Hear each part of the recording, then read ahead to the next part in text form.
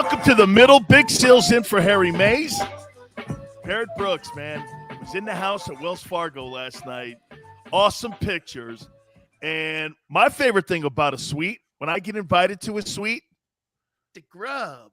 Bro, Chicky and Pete's laid it out, bro. I mean, they the whole spread. They had the cheese fries, the crab fries with the cheese.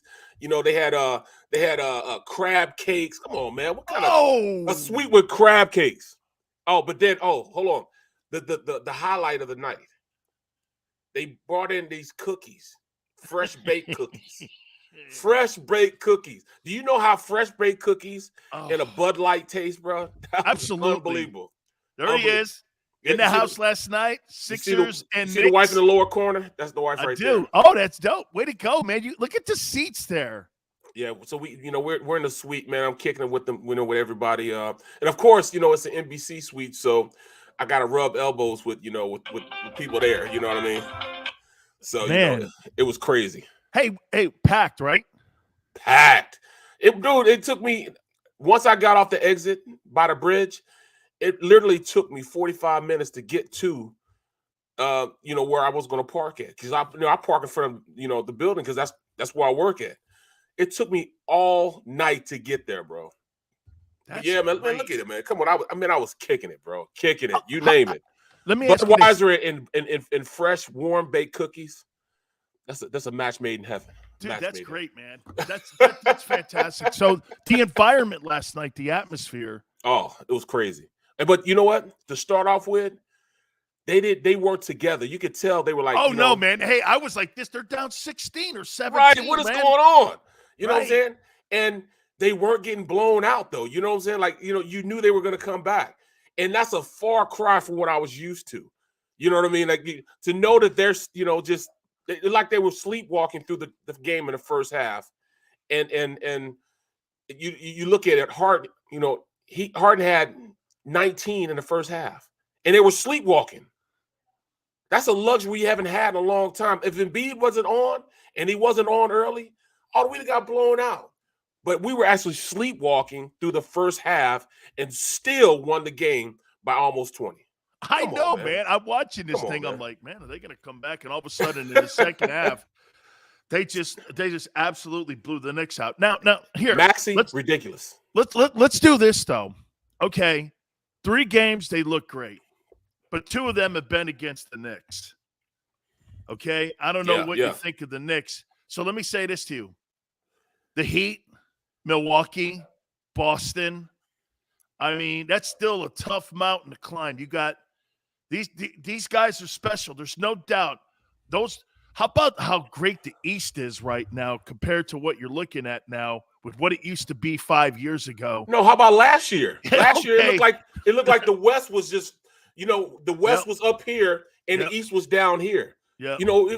It's crazy how everything has changed. The polarity has changed. Somehow we crossed the stream. You ain't supposed to cross the stream. You're not supposed to cross the stream. Well, we crossed the stream, and now the East is looking good. Chicago looks good. Cleveland looks good. Miami. I mean, the Bulls. I mean, this conference is crazy right now. Crazy. Got really good overnight almost. There's no question about Even it. The Celtics are starting to look better. I know. You know what, too? A lot of people think they are the best team in the Eastern Conference, but with what James Harden brings to the table, by the way, man, he makes everybody else open. I'm watching that game last night. I'm like, dude, that whole team is open when he's out there on the floor. I think he brings a dynamic, like you said. Maybe a couple of years ago, when they get down 15, they're not winning that game, dude. No, they're not coming back if, like you said, Embiid's not nails. Yep. And now when you got another dude like that can carry – what it kind of reminds me of a little bit? I know different positions, but it kind of reminds me of Kyrie and LeBron in Cleveland. Yep. If LeBron wasn't really hot from the perimeter or getting his back to the basket, you could always look to Kyrie out there on the perimeter and making shots. He's one of the best three-point shooters. He's one of the best shots in NBA history. It looks to me like that kind of team, okay? The question mark again to me will be, will Doc go crazy on rotations when it gets to the postseason? That's got to stop, man. That's got to stop, man. Like Green, Danny Green, why is he on the court? He should never be on the court, man. And at this point, if we go into the playoffs and he gets any type of burn, that's like kryptonite for this team. So I need for this team to go ahead and just get everything together now. That's all. Get it together now. It'll be a nice ride if and only if they keep guys like that off the court. Like Shake, I love Shake, but Shake is not a guy I bring into the playoffs. Not when I have the people that I have. They should go as deep as 7. That's it. That's what you do in the playoffs. I mean, even when I was playing, my last 4 years, I rode the bench. I was the 6th man off the bench. You know, somebody got hurt in the offensive line, I come in, whether it was guard, center, or tackle. That's what it was in the playoffs. In the playoffs, I wasn't coming in the spell. Nobody was coming out, you know, unless their leg was about to fall off. That's when I got reps. If I wasn't coming in on jumbo and rhino formation when I'm a goal line tight end or a 4th down tight end, I wasn't getting on the field with the exception of punt, PAT, and field goals. That was the only time I was on the field. But they need to have that same type. We cannot have Doc trying to give everybody rep because he feels as though they deserve rep. You don't deserve anything when you're in the playoffs. You're trying to win a championship. Absolutely. You play the best people possible. Exactly. Hey, Good morning, Mom. How you doing? I see you tomorrow, Mom. Oh, that's cool, man. Look after my uncle for me. I got to go check my uncle, man. See if he's all right, man. Prayers, man. Prayers. Appreciate you. All right, man. I got to throw this at you here. And I love it, folks, because Barrett hasn't seen these comments or he hasn't heard them. Obviously, today's the start of the NFL Combines. O-line will be the first dudes up. I can't wait to start watching. No. It's not going to be O-line's tomorrow. I'm sorry. O-line's tomorrow? Yeah, so it's quarterbacks, tight ends, and wide receivers today. O-line's tomorrow, D-line's tomorrow. And who else is tomorrow? I think receivers? No, receivers are today. Oh, receivers are today. Receivers and tight ends are today. So that's what the quarterback's going to throw to. No, the DBs are always the last day. DBs and kickers, I think, the last day. Yeah. Kickers. Hey, dude, kickers aren't football players, okay? Right. They're not football. They're not football players, okay? They're part of the game. That's it. But they're not football players, man. You don't hit, you don't run, and you sit under an umbrella for the majority of practice. That's not a football player, dude. I don't know. Okay. Bro, I couldn't do it, man. I couldn't have that type of pressure on me, man, because nobody likes me until it's time for me to go out there and win a game for them. Then I'm everybody's boy. You know what I'm saying? I love you, man. Right. What's the guy's name again? Right. Okay. Dude, what's the dude's name? I don't even know who he is. Hook me up. All right. So Barrett, you know this. We're in the time right now of misinformation and fake news when it comes to general managers, and it comes to people putting things out there when it comes to their respective teams on the directions of what they want to do. So Howie Roseman was asked questions yesterday at the Combines in Indianapolis about the future of Jalen Hurts, the quarterback position. And I want you to hear him, Howie Roseman. Xander, let's get this one up here. When he addressed the media and was asked, about how the future of the team, what they're going to do in the offseason here, how they're going to build the football team up. I mean, they've got a lot of assets, as we know. There's a lot of money here. And Howie, again, to me, I think he's going to run a dual-track way of going after people. Here's Howie Roseman at the Combines. Yeah, there's no doubt about it. I mean, I think that when you talk about all the things we talked about at the end of the season, nothing's changed. I think what really has changed for us is the opportunity to add. This is a great time of year for the Philadelphia Eagles, for us, for our staff, and being here and really getting everyone involved in the draft process. Starter free agency's up and coming. And so we got to continue to add good players. We got to continue to make sure that we're doing everything we can to maximize our players' ability to be successful. And certainly that starts at the quarterback position with Jalen. Yeah, there's no. Okay. I don't know. Starts with the quarterback position with what? With Jalen. That is exactly that. Play it again, Xander. That's exactly what I said. With Jalen. Yeah, there's no doubt about it. I mean, I think that when you talk about all the things we talked about at the end of the season, nothing's changed. I think what really has changed for us is the opportunity to add. This is a great time of year for the Philadelphia Eagles, for us, for our staff, and being here and really getting everyone involved in the draft process. Start free agencies up and coming. And so we got to continue to add good players. We got to continue to make sure that we're doing everything we can to maximize our players' ability to be successful. And certainly that starts at the quarterback position with Jalen. Number one, everyone involved in the draft process. Let me write that down. Because I got to remember this. See, I'm gonna be quiet because I've already commented on it. I want to hear you, man. By the way, Xander, get those two written ones up next here too. The first one where he's asked about Deshaun, and then the follow-up. Hang on for a second. I got to hear Barrett here. At this point, man, I'm thinking. Number one, what really blew me away was everyone involved in the draft process. If he's going to really get everybody involved, Andy Waddle has to be crew and instrumental in this draft. He's under the old, Ravens, lineage. You know what I'm saying? With Ozzie Newsome, he got raised up through that lineage, so he understands what picking good players are. And given opportunity, I think that he really did allow Andy Waddle a little say-so in last year's draft. Hence, that's why they did okay as far as, guys, helping them out. The first three guys in the draft that they drafted, they kind of helped them out. So when I look at that and I hear that, I'm hoping he's not lying. No, they're half truths. Yeah. So I say that to springboard to this as they go forward with Jalen. Now he just messed me all up now. Hold on, no, wait, he's lying. wait, no. He's lying now. He's lying. Wait a minute. Now watch this. When he was pressed, when it came to asking the questions with all the noise on Deshaun Watson, the comments that he had here, okay, Howie Roseman's answer when asked on Deshaun Watson, we have Jalen Hurts.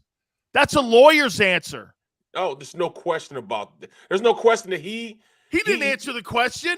He was ready. He was ready for that. Because he wouldn't be a good GM if he didn't kick over every stone and rock available. No shit, you have Jalen. Right. Hey, but listen, look at Howie Roseman on possibly acquiring Deshaun Watson. We have Jalen Hurts, a guy who's led this team to the playoffs. Great. That doesn't answer, are you interested in Deshaun Watson? Right. So am I saying he's a liar? No, they're half truths. Because everything he's saying right now, Barrett, it's true because they don't have Deshaun in the building. So he's talking to you on reality and not telling you what they're doing behind the scenes. But Dan, it can't be, what I'm trying to say is it can't be a lie because he didn't answer the question. Wait, now watch this one. I'm going to show you this now. When Frank Wright was asked a question at the Combines on, and know this, Chris Ballard came out and said the same stuff too about Carson Wentz, and so did Jim Irsay. Here's how you answer a question. I know I believe in Carson. I believe that, I believe in him. I stuck my neck out for him. So, last year I was a big part of that decision to get him here. And so, I believe he's going to continue. I believe he's going to continue to have a lot of success at quarterback. That might be here. It might not be here. That decision has yet to be determined. So, but I still believe in the person. And I still believe in the player, right? I mean, we're all in progress. I'm in progress. He's in progress. Every one of our players is in progress. You just don't want to get into that trap of taking a snapshot of any 1 week or 1 year. It's a bigger story than that, right? So the storyline is much bigger than one season. We've always had that perspective and will continue to. That's how you answer a question when asked directly about your quarterback's position on your football team and his place on the team. Howie's giving you lawyer answers. Right. That's how I saw it, Barrett. Am I wrong? No, you're absolutely right, man. But to think that Howie's not going to, kick every can, lift every rock, push every, leaf aside to see what's out there to improve this team, he'd be lying to say not. You know what I'm saying? He'd be lying. But to lie, you have to, answer the question in a lie. He just didn't answer the question, period. He evaded it. Right. He said what he wanted to say, and that was it. No, but Xander just reminded me, because I brought this up yesterday too. What you don't want to do in the process, because immediately when you start saying that you're searching for a quarterback, like they came out today in Washington, I'll get to that here in a second. But you don't want to devalue like they did last year. They devalued Carson Wentz when they went like this. Absolutely, yep. They had just signed Carson to that contract. All of a sudden, he had a shitty year last year. And what did they do? We're going to have an open conversation and an open competition with Jalen Hurts. And you're like, dude, you devalued the guy. That's why it was a draft pick that had some that had some tentacles to it, where you had to make sure the guy played 70% of the play, so you got it to be a first rounder. I mean, he devalued Carson Wentz last year, and I don't think he wanted to do that again, especially if he's going to be involved in a trade. Now, to me, again, Barrett, this time of the year reminds me of the NHL, where the NHL will do this. Guy has a foot injury. It'll be listed on the injury report where he has an upper body extremity injury. Yep, or a lower body, yes, yep. They're trying to lead you further away from what they're actually going to do. This is what lends me to believe that they are in the Deshaun Watson sweepstakes. And I'm going to throw something else at you. So today, the Washington team has come out and said, we have called, and they made this public, we have called every single team that potentially has a quarterback that they could trade for. Does that mean Aaron Rodgers? Does that mean Seattle? That obviously means Houston. Could that mean talking to Jameis Winston? Could that mean talking to the Niners on Garoppolo? I know the Garoppolo thing now is different because he's been banged up. He won't be throwing the ball for 16 weeks. Haas, Washington is going to get a quarterback. There's no question about that. And, the more and more I think about – But Philly won't? But see, more and more I think about even the 49er position and how it directly correlates with Jalen Hurts. I don't see Garoppolo going anywhere.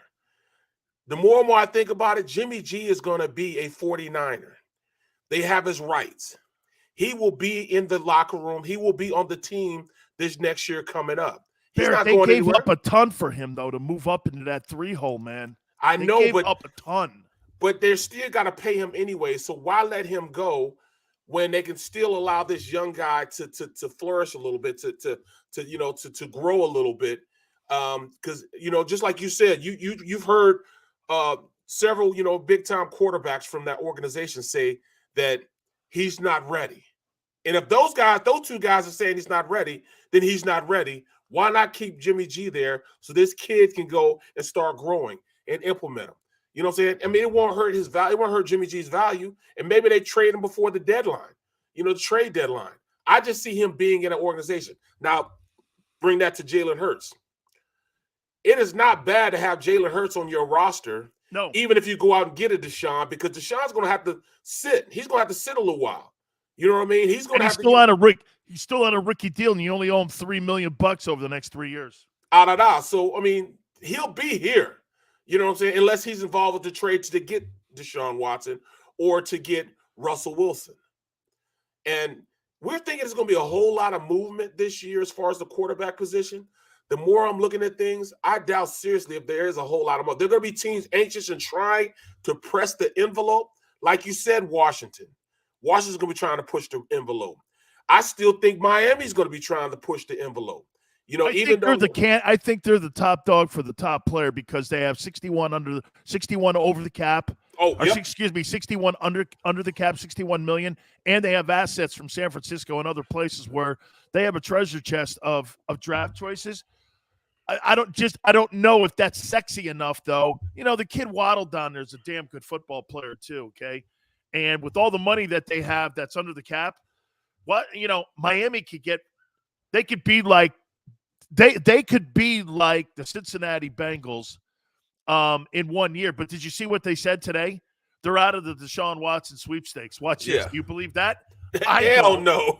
Hey, isn't it funny, Barrett, how and by the way, no disrespect to the WIP or the Philadelphia Inquirer reporter, but you know what's up. Watch this. You really think inside the Philadelphia Eagles organization, watch this. Hey, Xander, get me the Matt Corral one. Get me the Matt Corral one where Howie's in love with where Howie's in love with him. I want Barrett. I want Barrett to see that one too. So you really think that there's people inside the Philadelphia Eagles war room that's putting all these game plans together? They're going to sit there and they're going to tell you exactly what they're going to do. Right. What they're going to do is they're going to get their people that they trust in the media. And what they're going to do, Barrett, push their agendas. They're going to push a narrative. It's not a lie. Yes. They probably like this kid. They probably really do. Look at this one, Barrett. You're going to, make this bigger for, Okay, look, no disrespect to the kid. This is the guy from IP. Matt Corral said he had an informal interview with the Eagles and met with the quarterback coach, said he feels he has a great understanding of the offense. Hint at more coming down the road with the team. Right. Hey, how do you read that? I'm going to tell you, I read it as, okay, they're trying to throw shade a little bit, trying to get people off the scent of what they're really trying to do, bro. That's how you and me see it exactly the same way. They're trying to throw you off the trail. I mean, come on, man. Hey, Barrett, I got a guy on my draft board that I'm isolating, and I'm going to go to a reporter. And I do the interview, and I do the interview with the kid to set the narrative up. I probably like the kid. Of all the quarterbacks, this is probably the one the Eagles like the most in the draft. Yep.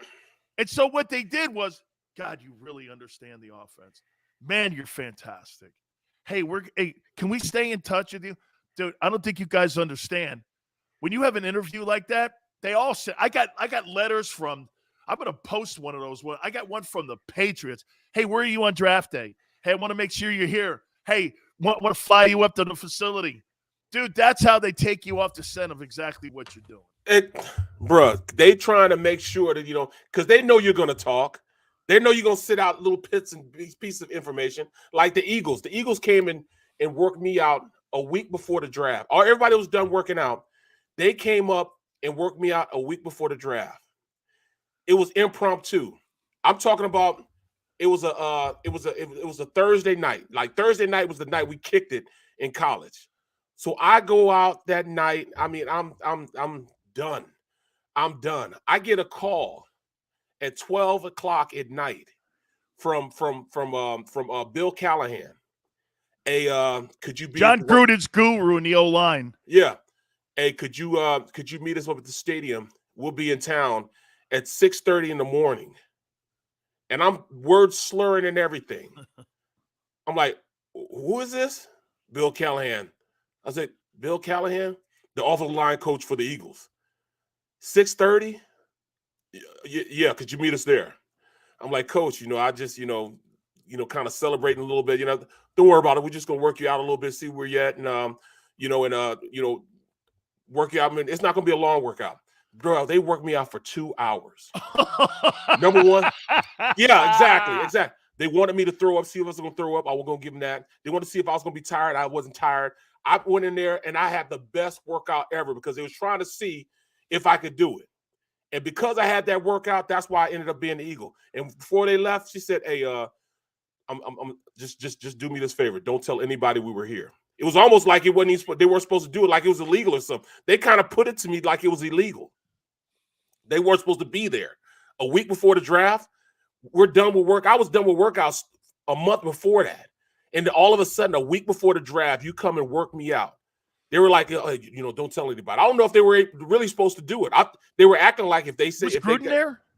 Gruden was there too, yeah. Wow. Gruden and Callahan and their scout. I'm like, yo, working me out a week before the draft. I've been done with doing my workouts and going to teams. I went to Kansas City. I went everywhere for personal team things. And dude, that's what made you the 58th player taken, though, man. But see, but that's what I'm talking about. Yeah, they're not going to lay a trail of breadcrumbs. Hey, we're going to pick this guy. We're going to pick the only team that did that last year were the Jacksonville Jaguars. They did it because they had the #1 pick and they could afford to do it. Everybody else was cloak and dagger. They're not going to give their hand before it happens. That's exactly, if that was the case, teams would jump up in a heartbeat to try to make that thing. That's why the Giants are so mad right now that we got Devontae Smith, because they were definitely going to pick up Devontae Smith in the draft. Absolutely, man. I mean, my story goes, I'm getting ready to get drafted, and I had to go in that supplemental draft. The supplemental draft works like this, that whatever pick you take, it counts against you the following year in the draft. Like if you get drafted, I was drafted 56. So their 56th pick in the 88 draft would be taken away from them. That's how, when Chris Carter went to the Eagles, I think he went in the 7th round. Right. He was illegal. It was illegal. He did something at Ohio State with an agent, and it was me, Bosworth, and him in the supplemental draft that year. So the next year, the Seahawks got docked the 1st rounder. The Bucks got docked the 3rd rounder for me. And because again, there were fewer teams back when I was there. That's right. Yeah, that's right. Okay, there were only like 28 teams or something like that. The Jags and the Panthers, them teams were not around. Yeah, because my year was the first year that the Panthers came in and Jacksonville came in. Yeah. Those 2 teams were in my draft. Yeah, we didn't have like the Texans. I had the Oilers. The Oilers were still in the league.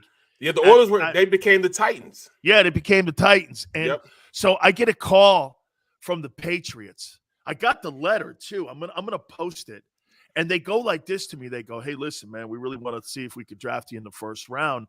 You and Jerome were just like da-da-da-da. And we know you're from the New England area." And I go, "Yeah, man. I mean, but the Patriots stunk. The Sullivan family, they owned it. That stadium was really shitty up there, man, in Foxborough. Not the thing they have now in Gillette." So they go, "Give me all your information, man. We want to tell you this." So they took me around the facility. Did you fly around to see facilities at all? Yeah, back I went. Then, like did you go around Kansas City? Yeah, I went to Kansas City. Went to Detroit. I went to San Diego. I flew to Chicago. I went to the Giants. Never went to the Eagles, though. Never went to the Eagles. Can you believe it? Where else did I go? Pittsburgh? I didn't go to Pittsburgh. Oh, man, I can't believe Green Bay? I went to Green Bay. I did go to Green Bay. I went to Green Bay. I went to New Orleans also. I went to Green Bay, the 49ers. I went to the Eagles. I went to the Cowboys, Patriots, Buccaneers, and the Dolphins worked me out. Went out because obviously it's right there. So I went over and I saw Don Shula. And Don goes, "Hey, man, we're going to go to a 34. And I go, "What's that?" I think after I said that wasn't going anywhere, man, because people kept going, look, nowadays, when you look at guys like Aaron Donald, see, back in my time, when you're 6'1" and 7/8, dude, you're short in that league. You're short now, but because when you look at some of these D tackles and the noses and the inside tackles around 6'1", 6'2", those guys are all in that room. When you get these big dudes like this Jordan Davis at 6'6", 365, and these dudes can move. Vince Wilfork is 6'1.5". Right. Yep, Vince ain't no big dude too, man. So there was a run on this for a while. They kept going, "Yeah, we're gonna go to a 34. I went up to Green Bay, and actually when I became a Buccaneer, the Packers tried trading for me to go up there, and the Rams tried trading for me. And they were still in Los Angeles, but they were playing at Anaheim. Oh, I went to the Raiders. I went to the Raiders, too, on a workout, and I went out there. I forget where where they worked out? They had the Laker facility, and now the Cowboys have it. The Cowboys have this facility now in Oxnard. Okay. That was the Raider facility, so I went in there, and I worked out for them. They kept me around. The Oilers, I went everywhere, man. And then I ended up getting drafted. But yeah, so that whole thing, they were sending me letters. Yeah, we really love you, man. We're gonna draft you in the first round, and Bro. But listen, look, I go to Kansas City. How many times did you hear that? We're gonna take. Oh yeah. Like, you got us. You know what I'm saying? You look good in his colors. But when I go to Kansas City, right? And this guy, Kilpatrick or something like that. He played for either Florida State. What's his name? Florida State. Kilpatrick or something like that. Okay. Patrick, or he was from Miami. One of the two. Bro, he walks into Kansas City's facility. And when he gets there, I forget the GM back then. What was his name? The well-known guy that, he not Dorsey. USA Football. What is his name? Exactly. Oh man. Go ahead. He's God. So what? We're sitting there, right? And this dude turns around and he turns to who's also the cornerback from Michigan, Todd Light. Notre Dame. Notre Dame. It was Notre Dame. That's right, Notre Dame. Him, Todd Light, we're sitting there, and he's looking around the facilities, and they do like this. Man, I know this ain't the facilities. Man, this is worse. He said, this is worse. He said, this is worse than my high school's facilities. And we're talking to the GM, looking him face to face. We're talking to GM. What kind of facility you guys got here? I'll be taking a pay cut to come here. He's actually saying that. Corey Fuller from Florida State. He said, I'll actually take a pay cut coming to Kansas City. Hey, he told us, hey, man, don't draft me. He said that, bro. He said that. That's crazy. I got to get this picture. I got to get here it is right here. I'm going to send this to Xander here because this is my Patriot one.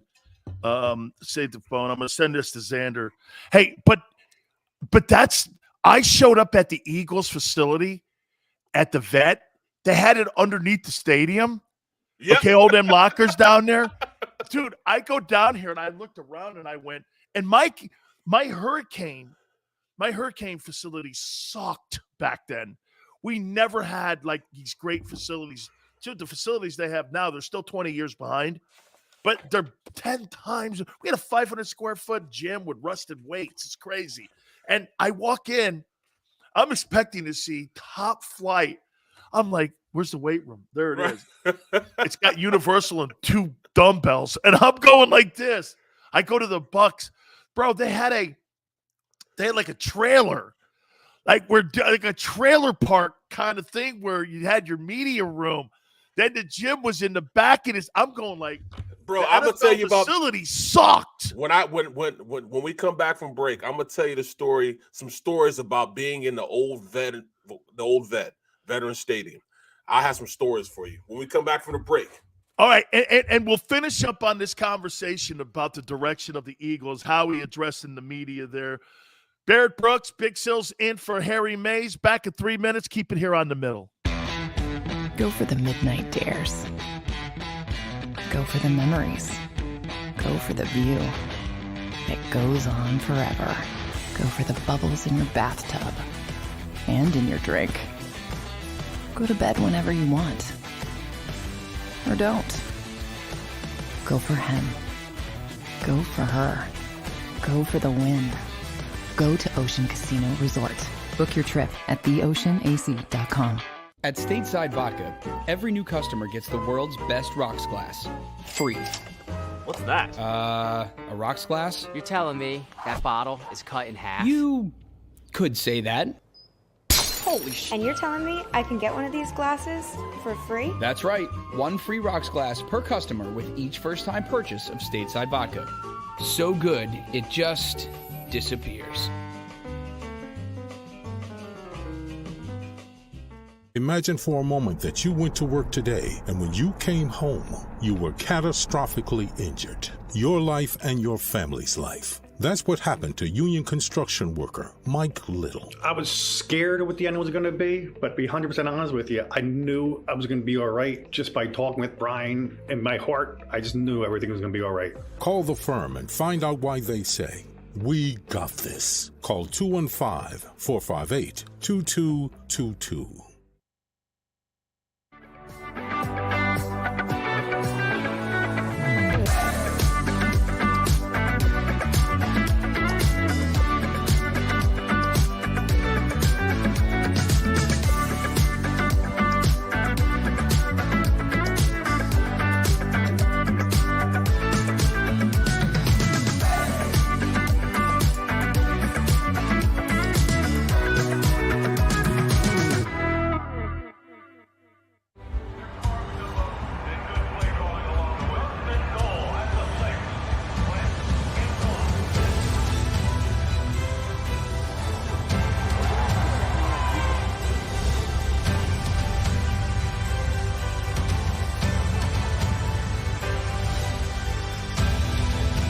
field of life, First Trust Bank is there for you. Champions on 3. 1, 2, 3. Because Philadelphia dreams deserve a Philadelphia bank.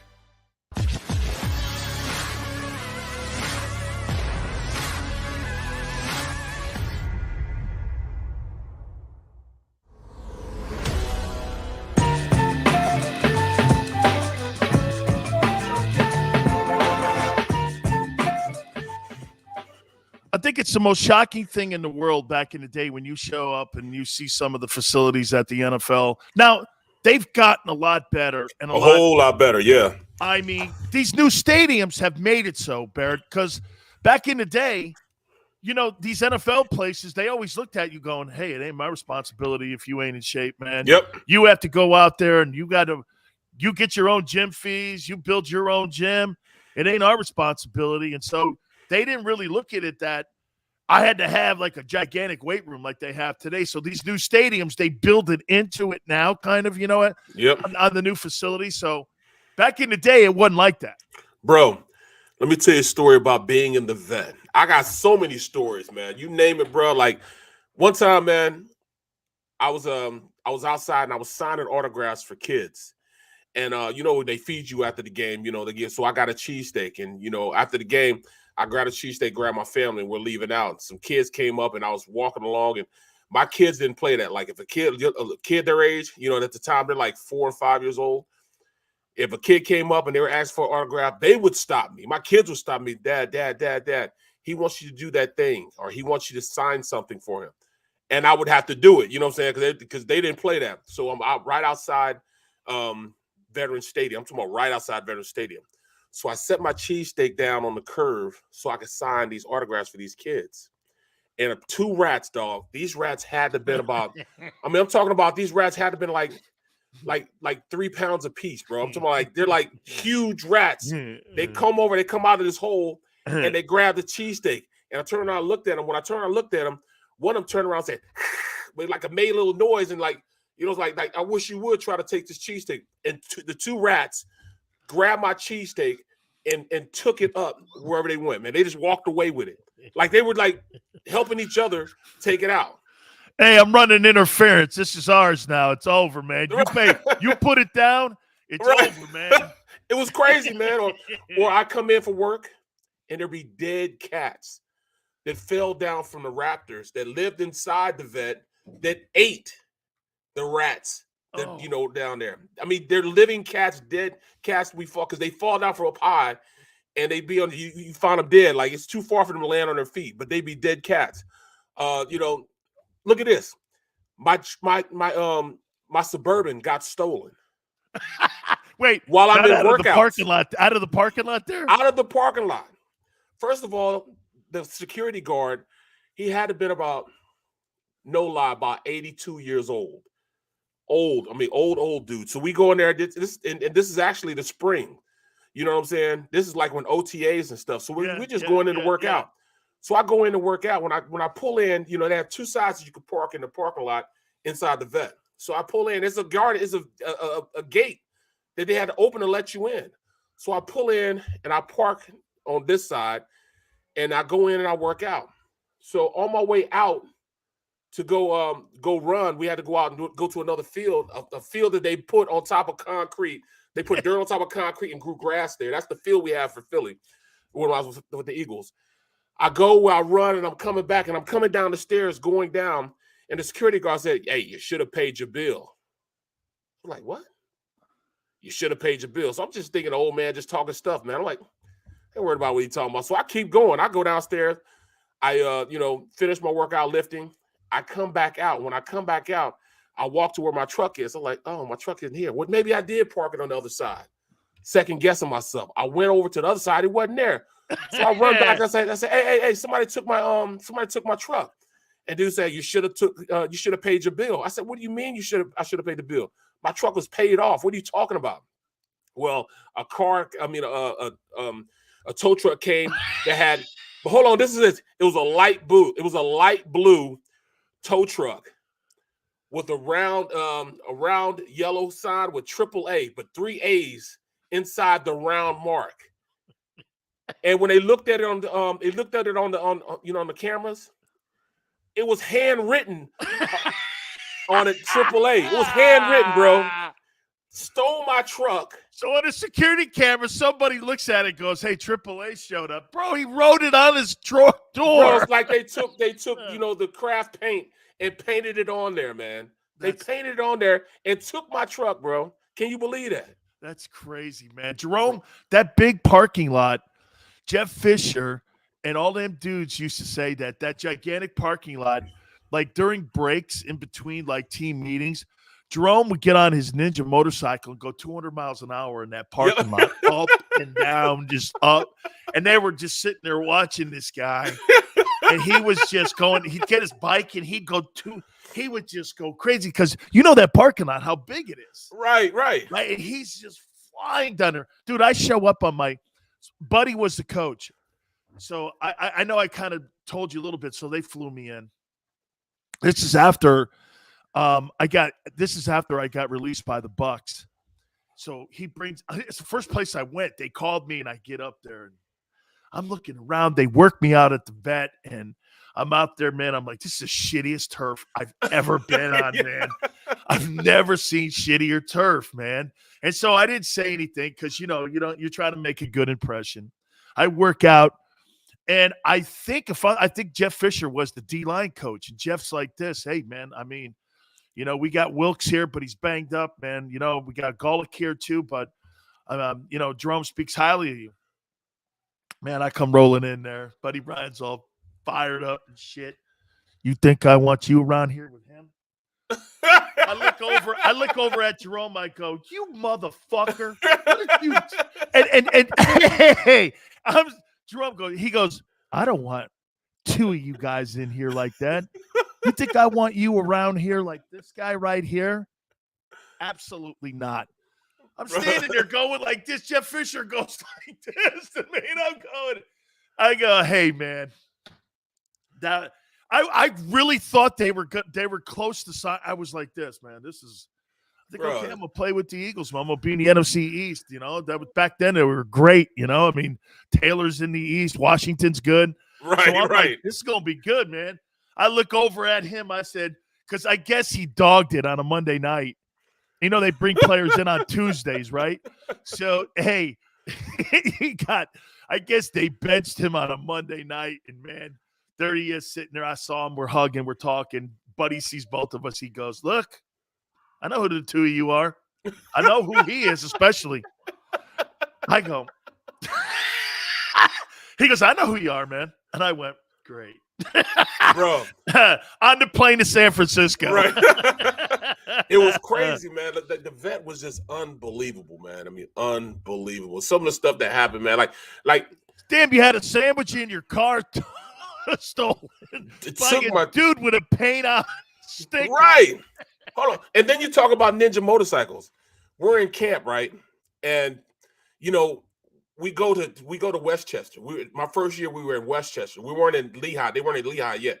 We were in Westchester. So after camp, all the guys that that didn't have a place to stay, like the rookies and young guys, we all went to the Holiday Inn down there by the stadium. Like we could walk to work from the stadium where the Holiday Inn is now a casino called Live.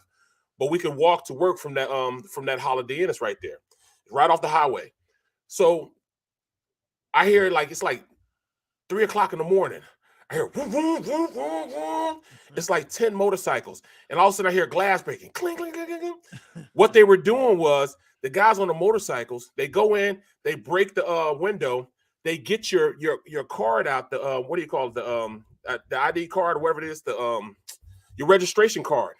They take the registration card, not stealing the cars, but taking the registration card. They did it to like 20 cars that were out there, most of them players' cars. Next thing you know, like a month later, guys' cars start getting stolen from their houses that were on those cards. So they were taking the cars and replating them. And targeting you. Yeah, and the VIN number, everything. They already had it plated up. They go steal the cars from the houses they were at and replay them and sell them. Can you believe that? So like 10 players got their cars stolen from their house. That's crazy, man. Hey, Barrett, I want to show you so people could see it. These are the letters. These are the bullshit letters that they give Barrett and myself when you here make it bigger here so I can read it here. Dick Steinberg, who was the head of pro scouting for the Patriots. Hey, I'd like to know where you are at draft day. You've been identified as one of the top players in the upcoming draft, and we'd like to really know where you're going, man. How many of those things did you get? I think I got like 17 of those letters. You know, half the league sent you, hey, Barrett, we love you. We're gonna we're taking you in the top 5 picks. Like, people don't understand, this is before computers and like emails and stuff like that. You get letters. This was a letter sent to me. Yeah. So people looking at it now like they don't really understand what we're talking about, because you send emails or you call, you text, or wasn't no cell phones. Like, to have a cell phone back then, it would cost you. I remember my cell phone bill used to be about like $2,000 a month. This big back then? Yeah, exactly. Or you had the flip phone. You had the flip phone. It's like 3 phones put together, the little flip phones. And it was at the time, it was like maybe like 30, 45 cents a minute. Yeah. A minute. We paid by the minute back then. Yeah. So cell phones bills were like $1,500. Oh, huge $2,000. Huge money.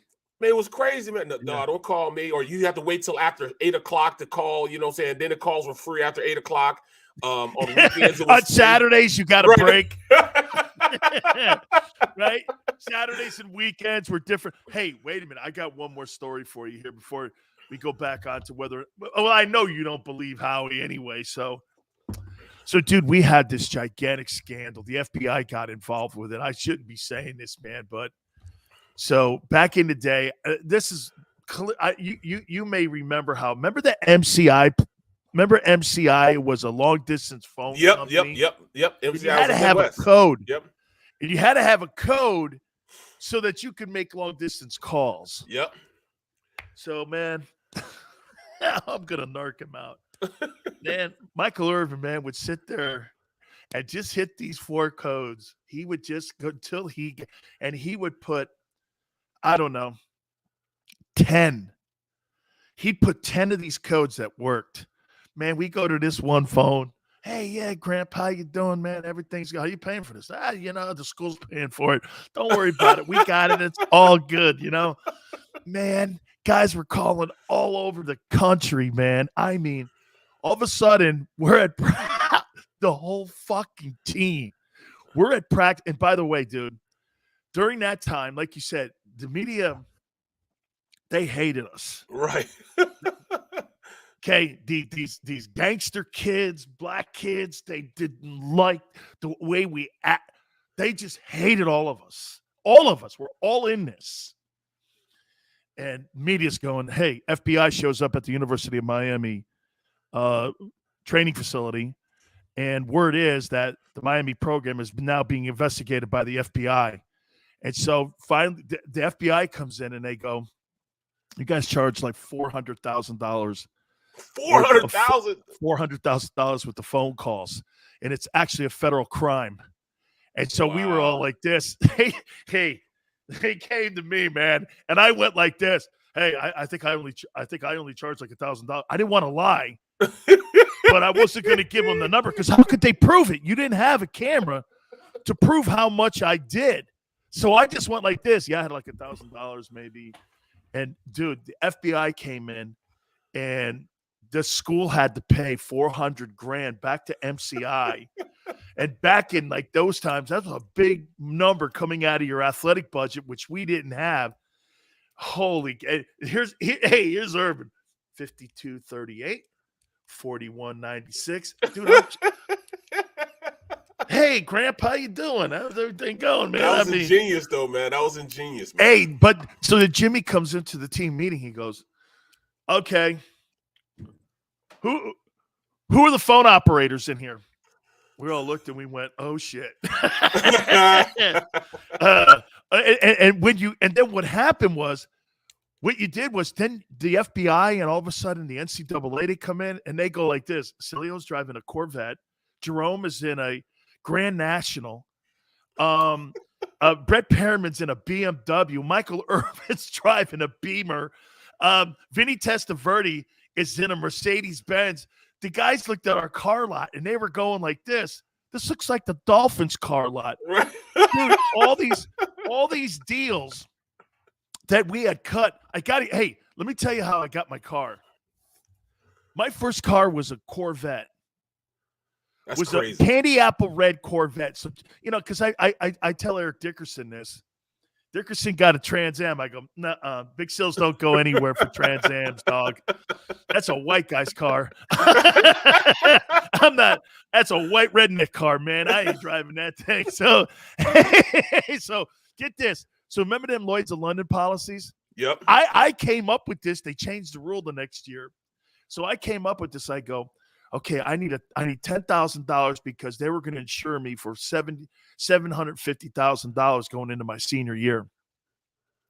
So I said, damn, they go, you need to get someone to sign it. I go, how about my coach, Jimmy Johnson? So they go, that'd be great. So I went to Sunbank and I said, okay. So I went to Lloyd's and told them what I was going to do. Jimmy signed my Lloyd's of London. I went to Sunbank, this old bank down in South Florida called Sunbank. And I go in there for a $35,000 loan. They give it to me off the fact that I was going to be a top 3-round prospect in the NFL. I'm walking around with $35,000 in my pocket. Yo. So what I do is I go to one of my alumni guys, Anthony Abraham, which is now AutoNation. So I go to Anthony Abraham and I go like, I told the story on the air like 10 years ago. He goes, hey, we kind of still own a piece of the thing. They've since been out of it, right? I actually was going to go to Norman Brayman, but the Cadillac was too much. So I go like this to Norman. And I go like, I posted this picture of my Cadillac or my Corvette too. So I go like this to the guy. Hey man, how much is this? He goes, listen, man, this is the kind of car to get you in trouble. So I'm going to give you a special Corvette. Man, this motherfucker had no power windows. I had to roll it down. Didn't have a cassette player in it. He gave me that model on the lot and said, I'll give you this one here, and I'll tell you what I'll do. $600 a month, but you don't have to pay me now. You could pay me $1 a month till you get drafted. I said, deal. So there I am. I'm driving it home to my dorm. I come pulling up to a stoplight. I see this guy doing this in front of me in his Cadillac. I go, what's that guy doing? I pull the car over, man. It's Jimmy. Where the fuck did you get this? Hey, here's my answer. I found it. And he goes, you found it? What do you mean you found it? I go, yeah. He goes, they got eyeballs on us right now. They hate us, and you're driving around a brand new. How many miles on it? I go, 7. Get that much. You're off the team. I was like, holy shit. I come up to the office. Myrna calls me. Hey, Jimmy wants to see. I'm like, oh shit. So I ride my bike over. I walk in his office, man. He's like this. He goes, you're back on the team. Get rid of the car. If I see it again, be the last time I tell you.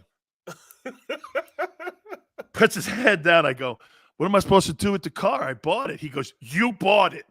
How did you buy it? I go, well, you helped me buy it. He goes, what? That's my story of my Corvette, bro. At least you got a Corvette. You know what? You went to Miami. You got that. I didn't get anything like. You know what I got? I got a damn Honda Elite 250 scooter and a twin size waterbed. That's the extent of what I got at Kansas State, bro. Bro, rain, sleet, or snow, bro. I be on that scooter, man. It's cold as hell. It's snow outside. It didn't matter. I'm riding. Bro, I had that scooter, bro, my entire 2 years, my junior and senior year. They gave me a scooter, man, a Honda Elite scooter. Long story long, I was in the league for like 6 years, and I was still getting traffic violations from guys at the school using my scooter. It got handed down from class to class, guys using my scooter because I just left it there. I just left it there. It was still in my name. They didn't even change my name or anything. They just wrote it and got tickets on it for me. I was averaging about maybe $500 a year in tickets from Kansas over that daggone scooter, man. That's funny because Kevin Fagan, he left this Duster behind. And this thing, man, anytime we had to go somewhere, we would just get in the Duster. And this was a car, I don't know, Kevin probably paid like $1,500 for it, and he would pass it down to everybody. This Duster, man, I mean, we're slamming into cars. Oh my God, this car was passed down until the wheels fell off. Finally, Kevin goes down to college and goes, guys, I got $5,000 in parking tickets. I mean, I'm going, I didn't drive it. Bro. Jerome did. Bro, everybody from Michael Bishop had my scooter. I think Sproles had my scooter. Everybody took their chance, man. Everybody took their turn in driving that damn scooter for like 5 or 6 years. I just paid the tickets on it, man. Like $500 in tickets every year, and I just paid them, man. It just got handed down. Finally, it was on its last leg, man. It just, took it out the pasture and shot it or something, man. But that scooter was there forever. Hey, Barrett, one of my great jobs at UM was parking cars for Dave Hill at the Taurus Room. So after a game, I'd go over to this place, and first Jerome got me the job with Luther Campbell. They go, Uncle Luke. Uncle Luke got me the gig. He goes, hey, you want a job? I go, yeah, well, kind of. I was like, kind of, I guess. Sure, all right. It's only a couple hours. So I go over there, man. They'd have me parking these exotic Jaguars and like Porsches and Ferraris. I'm slamming them into the curbs. I am terrible on a clutch. I can't do shit. I'm banging this thing. I go over to Dave Hill. Dave Hill goes, here's $600. And I go like this, for parking cars? He goes, yeah, this is your last job. You ain't doing this one again. You're out of here. I got people's cars that have been slammed. I got to pay for all this. Get the hell out of here. Here's $600. Luther used to do this for us. If I had 10 tackles in it, this is why I had 100 tackles one year. If you get, we're all arguing in the locker room and in team meetings. And Butch Davis, your boy you hate, go, hey, watch this. We're all fighting. That's my tackle. No, that's my tackle. If you got 10 tackles, Luther give you $100. If you got a sack, he give you another one. So one year I had 100 tackles and I had like 7 sacks, right? And I'm going like this. Okay, that's mine. Drum's like, man, come on, man. I missed 2 games. I go, shit, 9 tackles, man. Every one of them balls Jimmy gave me, all 10 tackles, man. Watch this. 100, 200, 300, 400, 500, 600. That's $600 worth of footballs back there. Uncle Luke gave it to me, man. That's what it was all about, man. Trying to get it, man. Here, you getting cars and 600. All I got was a scooter, man. A scooter that ended up having a heritage at K-State. Bo, we had this dude. It's called Aggieville in Kansas. Picture that, Aggieville. So we go down there and we, that's where the strip is, where we used to hang out at Kansas State. Well, we had this dude. He's a former football player, and he owned a liquor store. And what he would do, he'd say, look, guys, I can't let you guys come in and buy anything because we were all underage anyways. Yeah. So I got drafted. When I got drafted, I wasn't even 21 yet. I was 20. Holy cow. Yeah. So when I got drafted, so he said, all right, look, guys, this is what we're going to do. You can drink all you want to drink, but you got to drink inside my store. Okay. Now, when you leave, it's on you. You can't tell where you came and you drank at. But you can stay here and drink all you want to drink, leave. You can even come back and drink some more. But you can't leave with any liquor. So cool. So we go get bent, go out there, party, come back, get bent again, go out and party some more, man. That's the perks I got. So you'd go out, you'd get liquored up, go out, come back. Yep. I just sent Xander a picture of my Corvette. I love that thing, man. The tail I pulled in that thing. All right, listen, we'll reset. We'll get back on the rails a little bit here. I want to show you this picture, man. This Corvette was awesome. I loved it. Jerome and I raced too, of course, because, dude, he had a Grand National. Come on, Hey, man. Barrett, I had no idea how fast that thing was. Bro, the six-cylinder, it's a six-cylinder turbo. No, it looked like it was like I had a Corvette, and I'm like, I'm gonna beat the brakes off this guy. Here, there's Big Sills' Corvette. By the way, that picture's taken right there at the University of Miami, right there near our locker room. That's crazy. Yeah, that's my car. That's my first car I ever owned when I was at the University of Miami. So I go like this to Jerome. Jerome goes, I'll race you for $300. And I went like this. All right. Dude, this guy's got it looks like a Cutlass. It looks like a Cutlass. It looked that's what I thought it was. That's what a Grand National is. Yeah, Grand National, but it's a six-cylinder turbocharged. Bro, he destroyed me. Yeah. Hey, he destroyed me, man. All right, we'll reset. Get back on the rails here. Barrett Brooks, Big Sills in for Harry Mays. Keep it here, right here on the middle. Go for the midnight dares.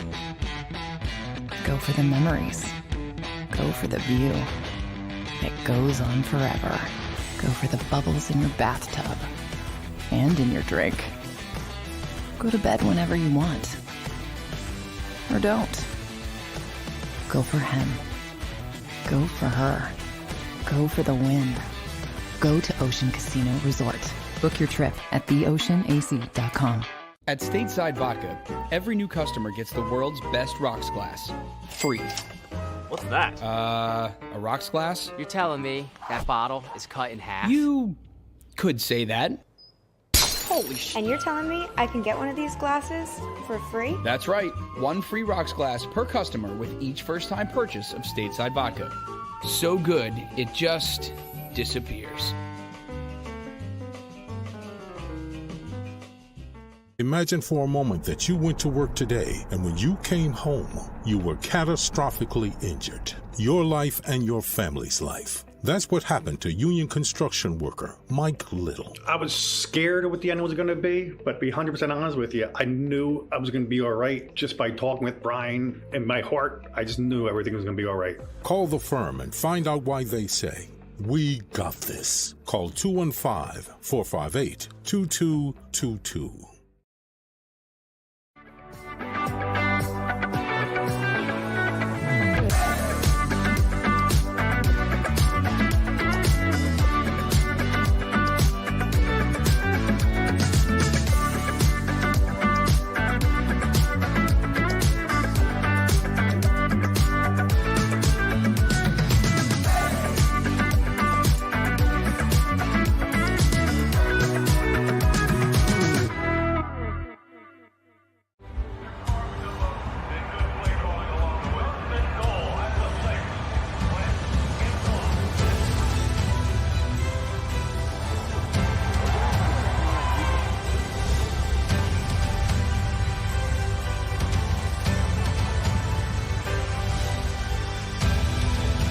Field of life, First Trust Bank is there for you. Champions on three. 1, 2, 3. Because Philadelphia dreams deserve a Philadelphia bank.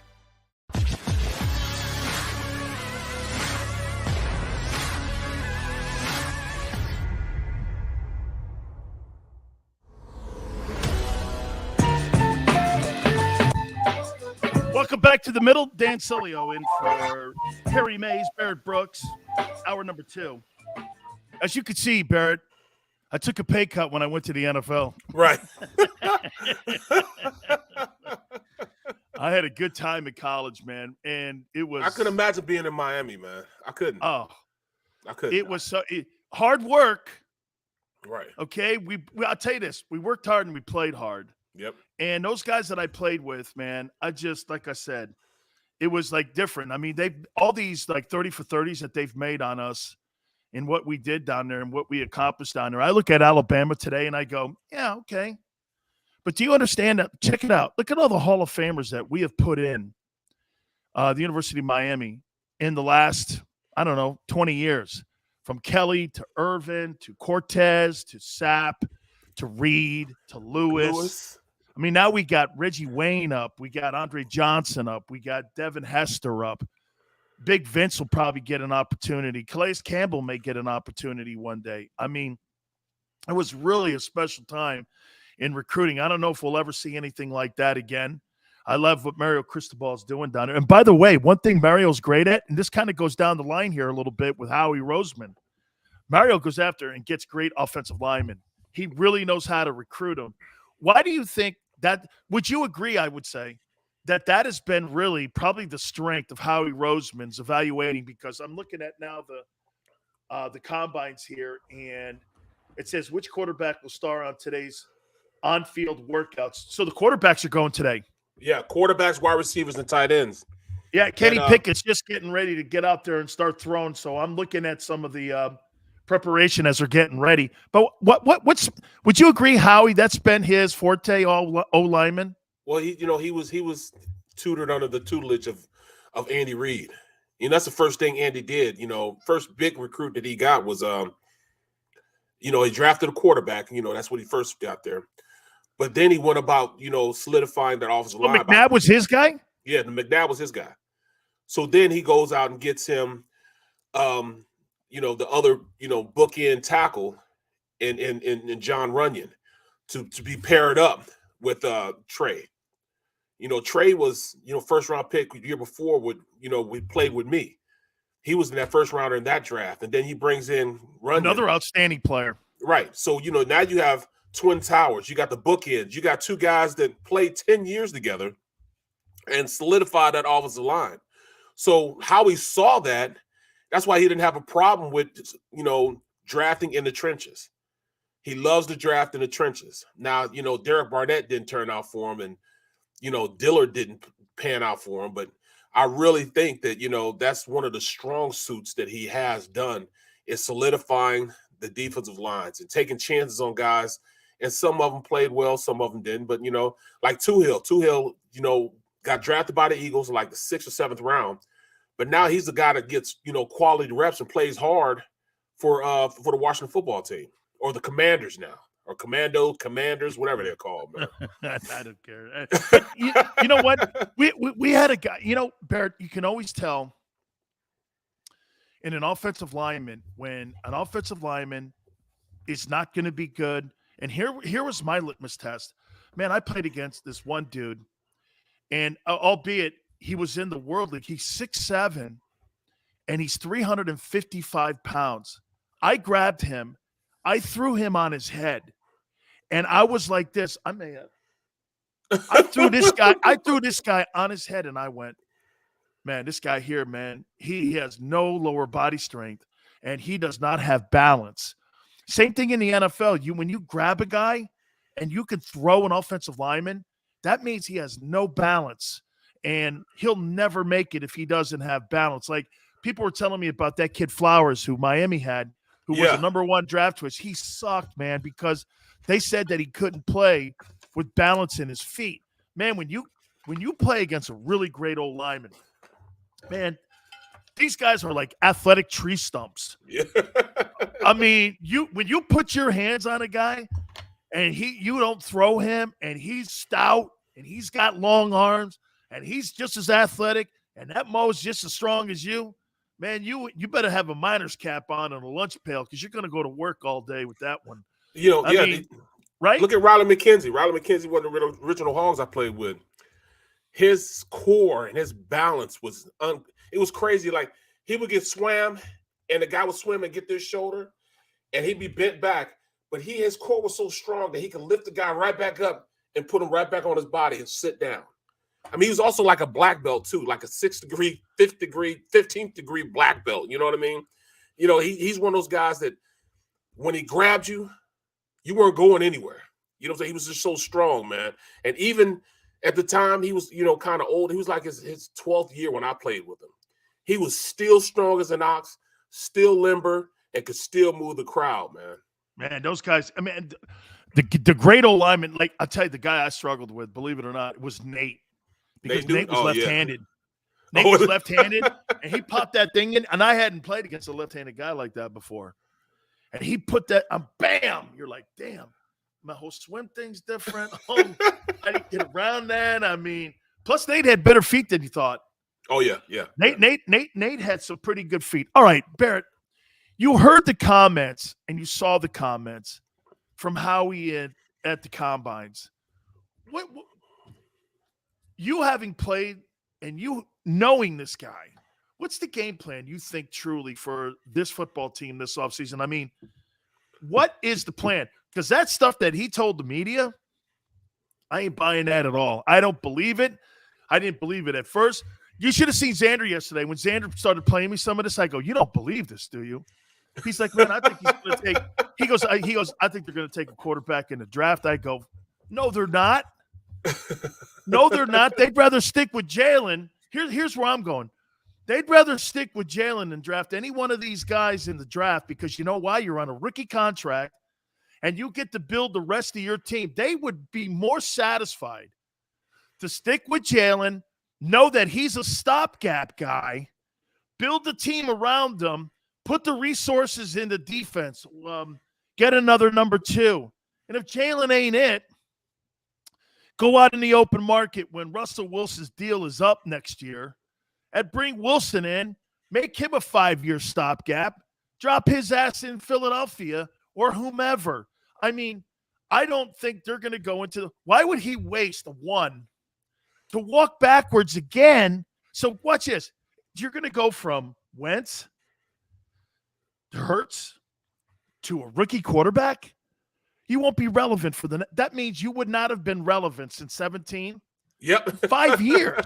Right. Why would he do that? I can't see him doing it either because it just doesn't make sense. Also, you know, the big word around here, you know, in the Philadelphia area is that they're going to use all 3 picks. I doubt that seriously.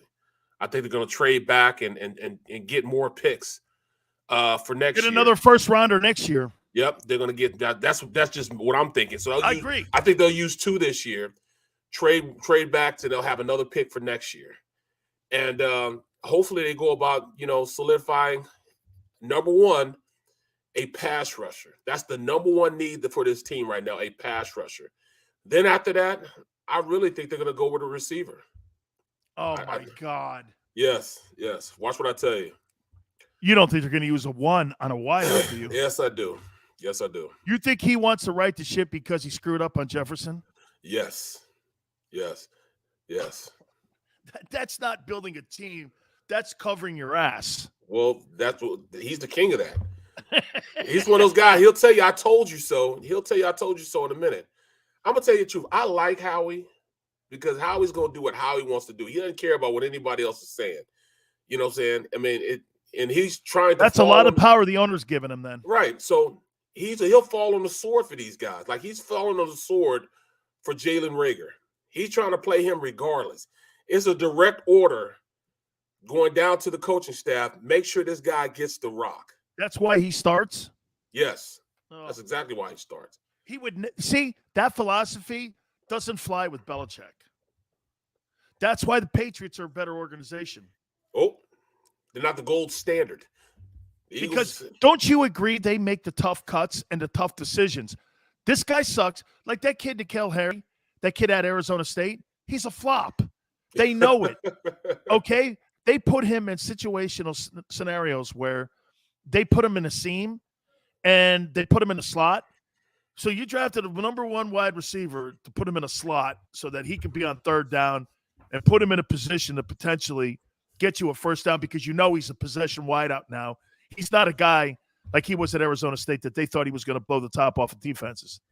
And they know it. So what they do is, at least what they're trying to get out of him is, they're putting him in scenarios where he can at least succeed. Okay? But you can't have a number 1 draft choice in that position where you put a guy in there like that and you keep him on the roster and you start him. They're not starting that guy. Well, they're starting. And that's why I think they're going to look for a wideout in the draft. Yep. I think so also.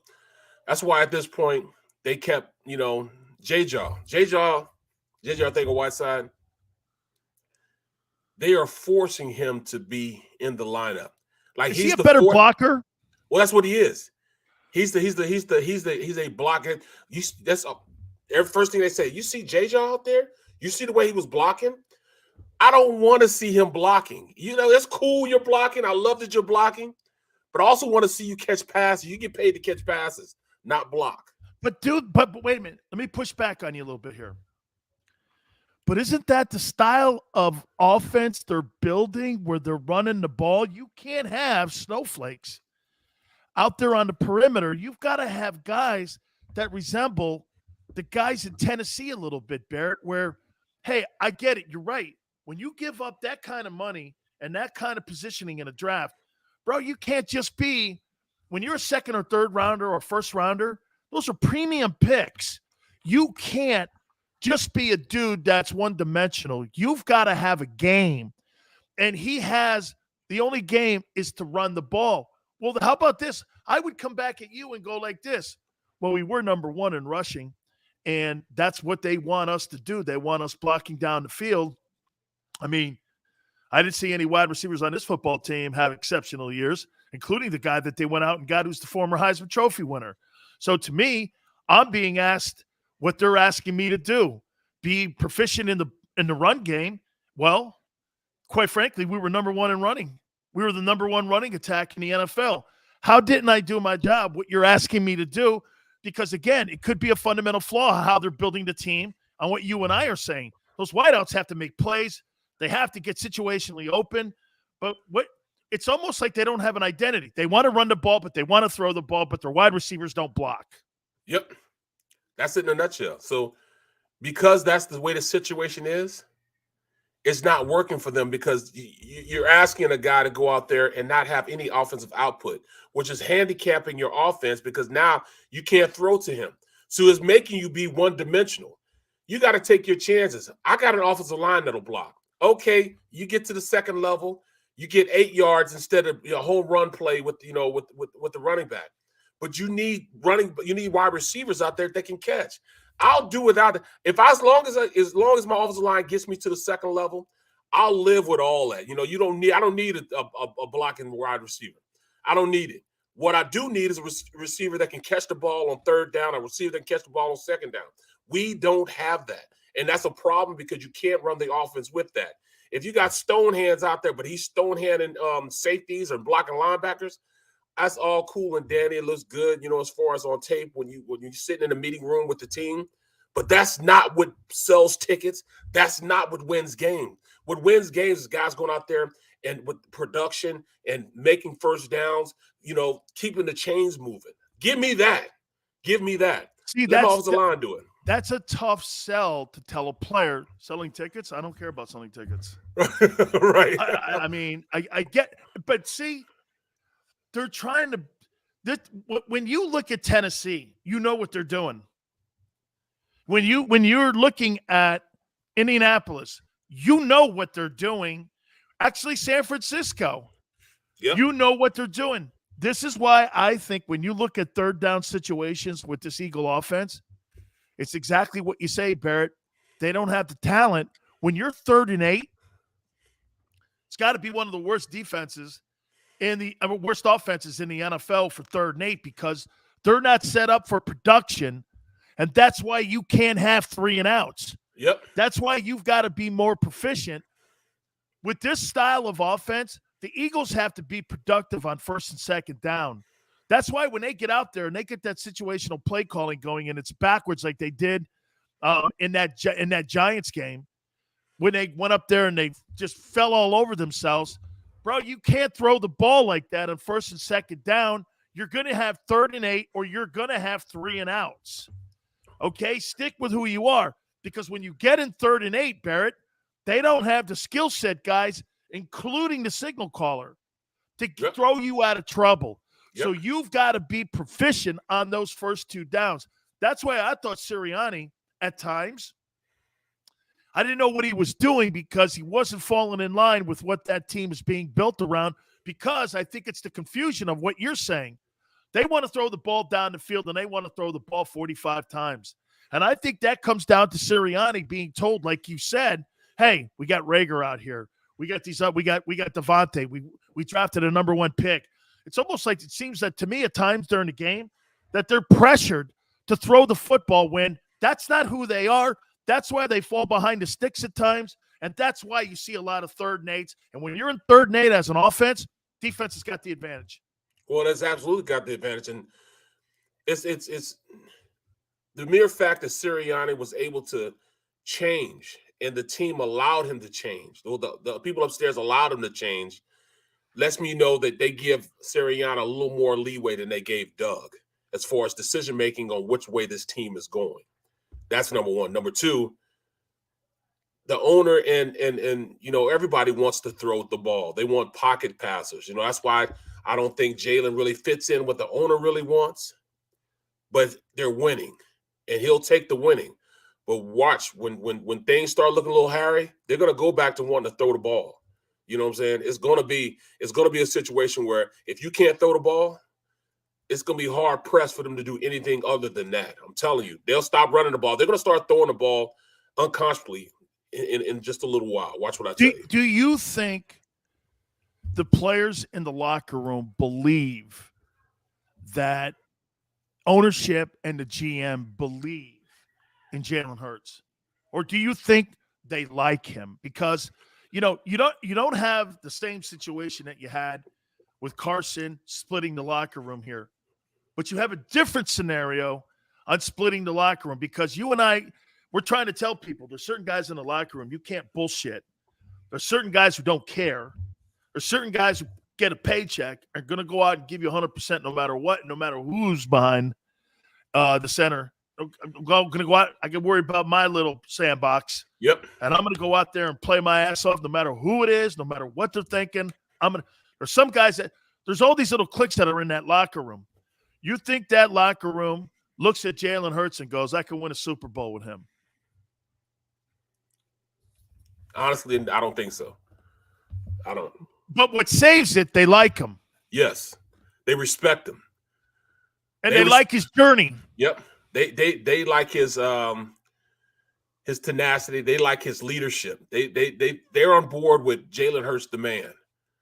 You know what I'm saying? They love that aspect of him. But as far as them winning a Super Bowl with Jalen, I'd be hard pressed to say that they can't. They will say this. I think we can win a Super Bowl in the offense in which we ran this year, with running the ball the way we ran it, and him being a guy who could execute it and get him out of hairy situations. His biggest intangible, I think, is his ability at the end of games to make things happen when there's nothing else happening. And they believe in that aspect of his game. So they believe in the offense being able to get him out of hairy situations, but I don't think they believe in, necessarily that he can throw them out of situations. Here, if you're going to build a team around your O-line, and that's looking like, to me, now that I'm watching on how Howie has a real good eye, I think, for offensive linemen. This is what I want my team to look like. I want my team to look like San Francisco and what Kyle Shanahan's doing. The difference between what San Francisco does in running the ball and what Philadelphia does, the quarterback has no part of the running game. Yep. He is not part of it. That's a scarier group than the Eagle group. They could be what the 49ers are. But to me, Barrett, when my guy is not running the ball and I'm moving dudes off the line of scrimmage and I'm blowing people up, San Francisco is a more intimidating and a more physical football team than what Philadelphia is. And I say this because my quarterback doesn't get banged up running. He's not part of the running game. You got Samuel, who he throws to. They're proficient on third down. That's why you see San Francisco majority of the time in 3rd and 2. Because the quarterback's not relied on to create movement in the sticks and to get first downs. See, Jalen is counted on, 900 and some odd yards that he ran for. That's why I don't care about that coming from my quarterback. It sounds great on a stat sheet and for Madden, 10 touchdowns, this and that. But I am not going to win. My quarterback's going to get banged up. Hell, I'll even throw this into the conversation here with this.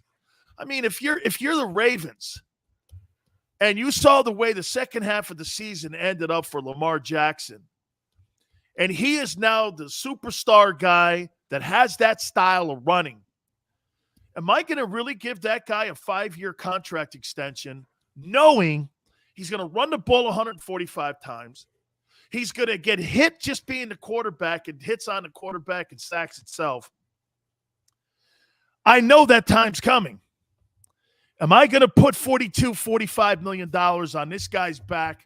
To me, I'm going like this with Lamar. I'm giving him a 3-year contract. I'm not giving him a Dak Prescott deal because I just don't believe in that style. Eventually, you've got to start protecting him. Get him a back. You know, they were really efficient when they had Mark Ingram back there and they were running the ball, and it took a little heat off him and it gave him more space. The thing with Jalen here is Jalen's being asked to do a lot. Would we not say this? Jalen Hurts was probably 85% of the offense. Yep, this past year. 85%, you know, and he's and Garoppolo's 50% in San Fran. And deservedly so, because that's a major weapon that defenses can't account for. It's hard for defenses to, you know, once you got Jalen into the offense that they ran the last, 7-8 games, it's hard for defenses to defend him. Because but isn't the war of attrition end up getting you that doesn't that get you in the end? Because hey, Barrett, when I tell young kids, hey, it ain't the fact. Well, it is. It's a more physically intimidating and it's more technically sound game. But the war of attrition, you add an extra game, you're doing that style.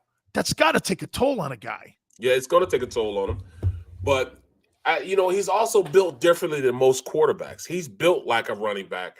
He has that frame that could probably take a little more punishment. Doesn't necessarily mean that you want him to take that punishment.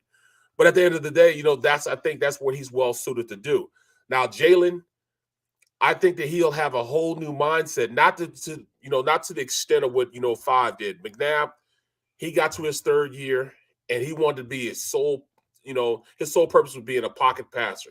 It was hard pressed to make him leave the pocket like his 3rd and 4th year, because he wanted to show everybody, I can read defenses, I can sit from the pocket, I can execute the offense from the pocket. And he don't want to get hit like Cam. Right. But then he eventually said, you know what? If I want to be the best player in the league, and I want to, I want them to consider my name and put my name in a conversation of being MVP, I got to bring all my intangibles to the forefront. So he did start to run a little more situational football. He started doing the little things. And I think Hurts is going to try to do the same thing, not to the detriment of the game, but he's going to try to be more of a pocket pass. He go through a 2nd or 3rd read. He's going to get with the guru and get him in a position where he can read things better and go out there and run the offense more efficiently from the pocket. He started traces of that the last 4 games where his ankle was hurting him, and he started executing the offense from the pocket as opposed to running. He had to, because his body wouldn't let him. That ankle just wouldn't allow him to go out there and make the cuts that he was making before that. So he has the ability to do it.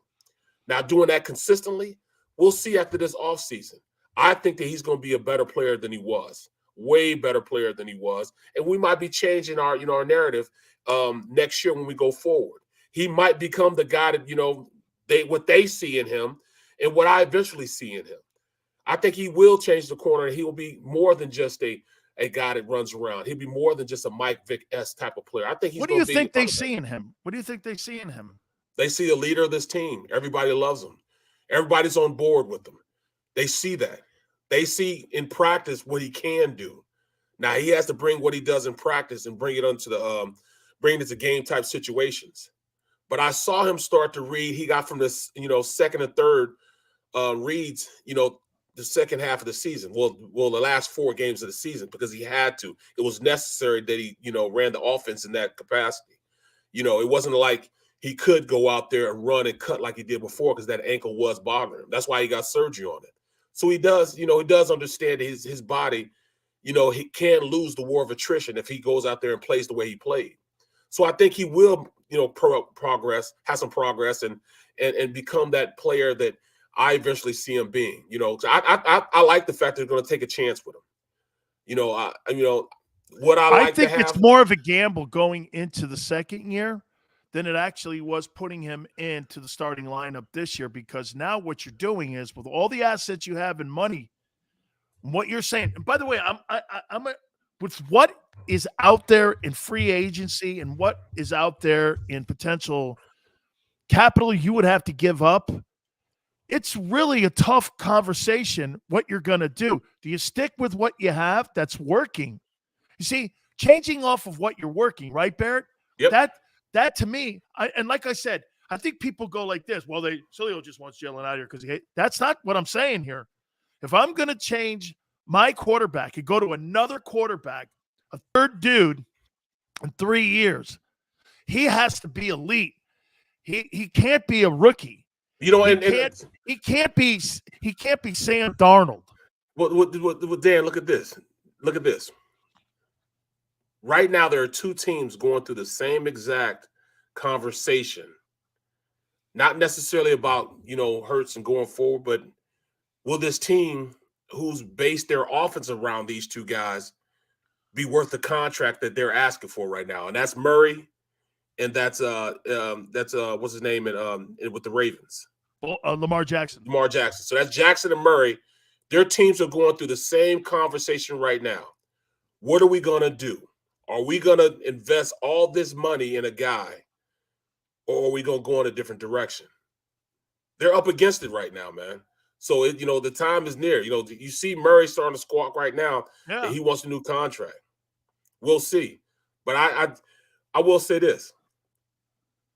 The gun that Murray has and his abilities make him an elite player.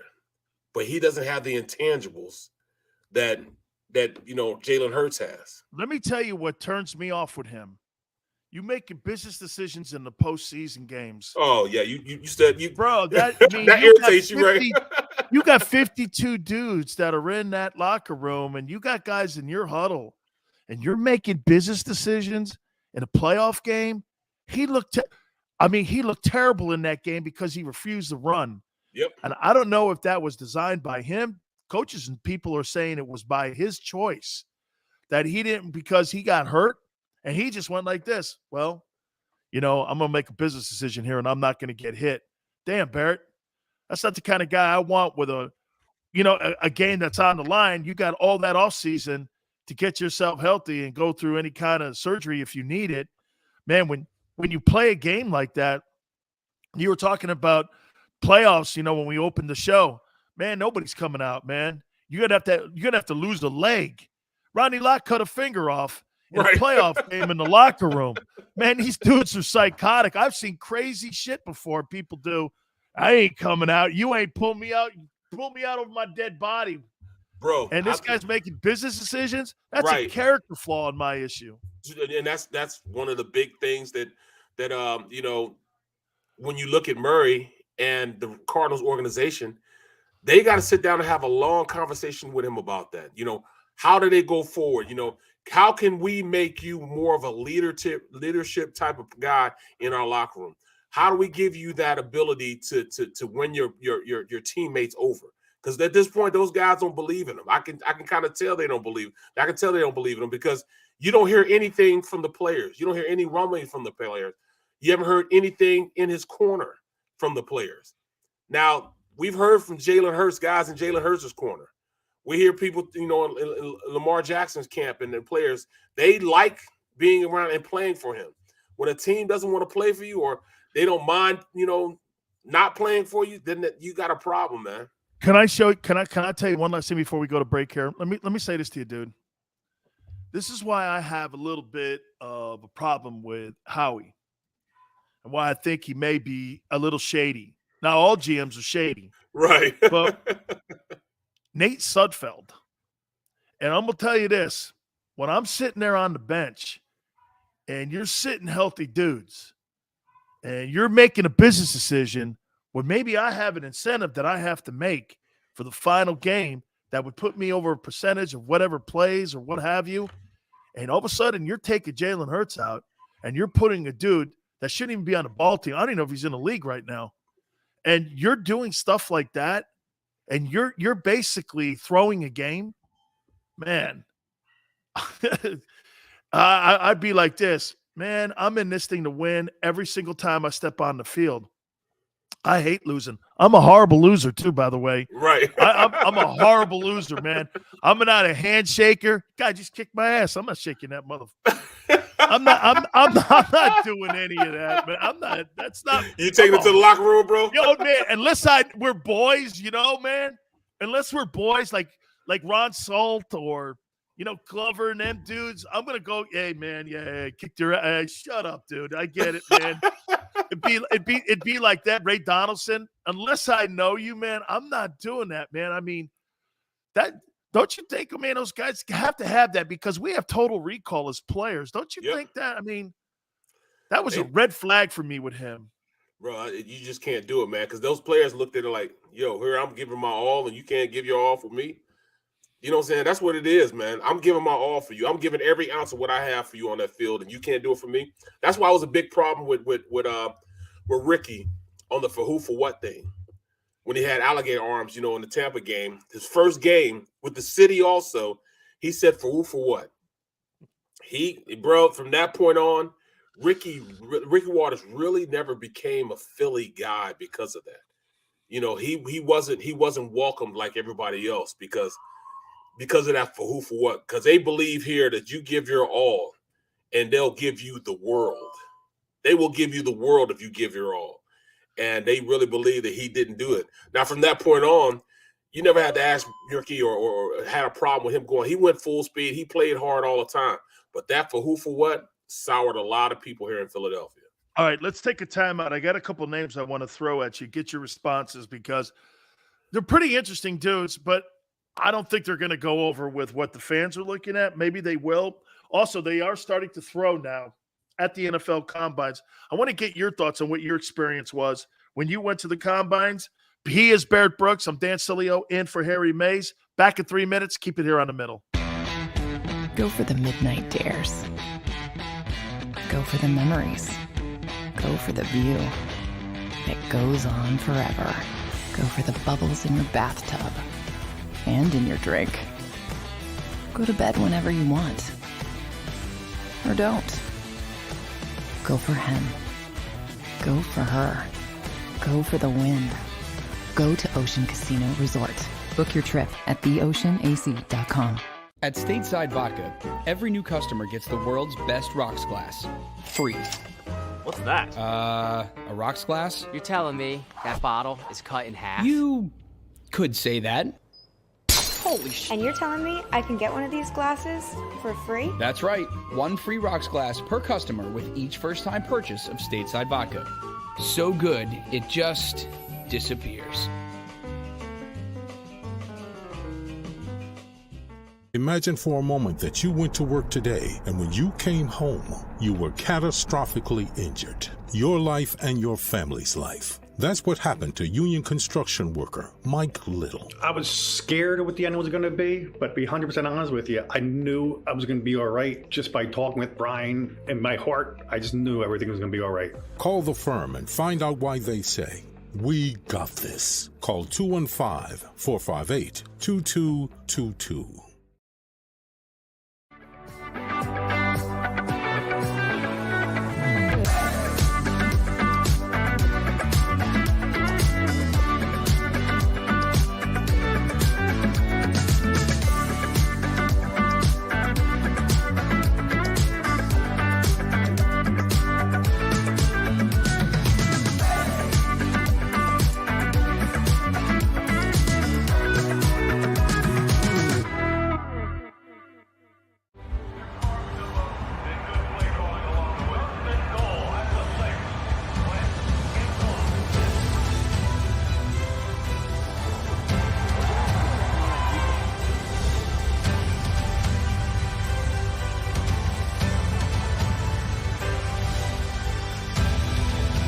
Field of life, First Trust Bank is there for you.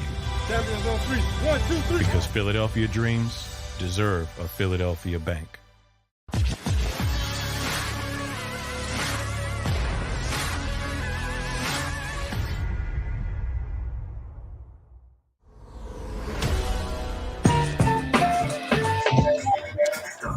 Welcome back to the middle. Dan Sileo in for Harry Mays, Barrett Brooks. All right, I've got a couple names here for you, Barrett. Don't worry, it's not a Landon Dickerson to the Bengals for a 31st pick and for T. Higgins. People hate this, okay? What do you make of Jameis Winston? I want to throw something at you here. 5-2 before he got hurt this year. 1140 under Sean Payton in yards. You know, he had a higher quarterback rating than Tom Brady before he got injured. He threw and led the NFL in passing yards in 2019. You think there's a market for him? Oh, there's absolutely a market for him. He's probably the number one. He is the number one free agent quarterback right now. I'm trying to think of who else would be. I can't see anybody else. You know, you got the old hats. No, he's the number one. He's the number one guy that everybody's gonna be looking for. Would the Eagles have any interest in looking at him? No, I doubt it. He's a better quarterback than Jalen. Yeah, he's a better quarterback than a lot of starters. In all actuality, I could see him if he look at what Sirianni did with Phillip Rivers in Indianapolis as the OC. Luck, Rivers. That's the style. That's the style of quarterback that the owner likes too. Okay? No risk it, no biscuit. And he's the prime example of no risk it, no biscuit. He's a little loose with the football. Little loose. He's a lot loose. Led the NFL in interceptions. Also, in that year, he threw for 5,000 yards. Right. Okay? I mean, like we said, he's 30 for 30 here. Okay? 30, everyone's like giving me touchdown? crap about this here now, but Jameis Winston and Mitchell Trubisky are going to get looks because the desperation at the position is everywhere in the league. And like you said, Barrett, man, giving up 2 first-round draft choices, when I can get a guy to build my football team that could carry me at least close to the finish line. What was your impression of Matthew Stafford prior to him going to Los Angeles? What'd you make of him? I always thought that he was an elite player playing on a team that, I mean, it's like they had a black cloud over him. You know what I'm saying? They just couldn't get right. He reminded me of Drew Bledsoe. Right. I mean, he just couldn't get over the hump. He just couldn't get over the hump. If it wasn't for like, he'd have Megatron, great receivers go out there and have a terrible running game or a bad defense. They never put everything together for him because I thought he was one of the better passers in the league. He was always a guy that's going to be around 45 to 5,000 yards passing each year. It was never his skill set, never him the way he played, which, you know, didn't allow him to have success. Other things kept them from being in the playoffs or you know, coaching, or it was some other than him that, you know, that I saw, you know, ruin him as far as being a guy that couldn't take it to the next level. I used to believe that until I saw what Burrow did in Cincinnati. I still do believe it. What you saw in Cincinnati, he got elite level players. No, you're right. You're right. You're right. Those skills. You're right. I'm underplaying the skill set guys they have. They had a 1,000-yard rusher. They had a 1,000-yard rusher and 3,000-yard receivers with him. Right. It was like he was LSU again. Right. But you look at he did have Megatron. Yeah. Yeah, he used the hell out of Megatron too. He milked everything he could out of that connection between he and Megatron. Got him a gold jacket. Run the ball. Yeah, they just couldn't run the ball. You know, they only had 1,000-yard receiver, and that was Reggie Bush. And his whole time there, man, was that they had 1,000-yard receiver. Where I'm going with Jameis Winston is, you think there's anybody in this draft coming out? You know, Jameis Winston's 25 years old. What? Yeah. Get out of here. Yeah, take a look. I think he's 25 or 26. Wow. There's a lot of football left in him. Okay, you think there's a guy in this draft? Here, Xander, maybe. He's 28. Okay, he's 28. He's 28, Xander, is – dude, you got 10 years of that guy. Yes. Is he elite level? With the proper you see anybody in the draft that you would go, hey, you know what? Let me draft this guy here, use a first-round draft choice. Or would you go in free agency and go, how about a guy who threw for 5,000 yards? he would start for the Eagles, the Commanders, the Giants. Easy. He would start for Minnesota. He'd start in Chicago. Chicago, he'd start. He started with the Saints. Denver. He would start in Denver. Yeah. There's not too many places that he Giants, Jets. Yep. He would start in Carolina. Yep. He may start in Miami. Start in Tampa Bay. Start in Tampa Bay. Wow.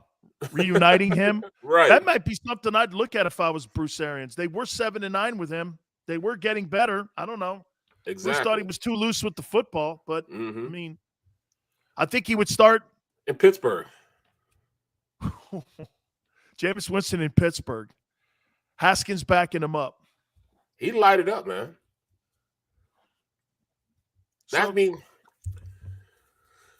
I see where you're going with this. Yeah, I'm like, why not Eagles? How come the Eagles wouldn't? I mean, how about this? Jameis Winston, Washington Commanders.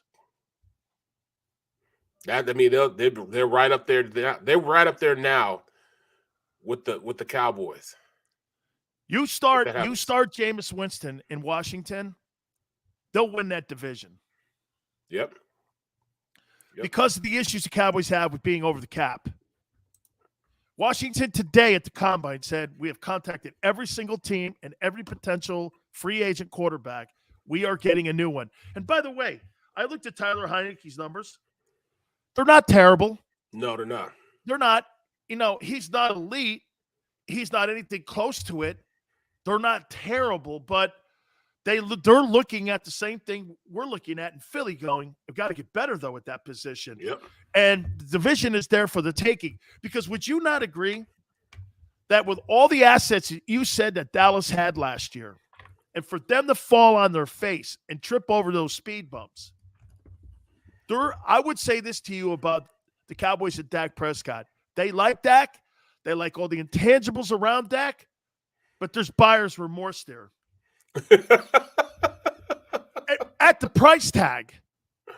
Yes. Of $42 million. Yes. There is buyer's remorse. You're absolutely right. That's a great way to put it.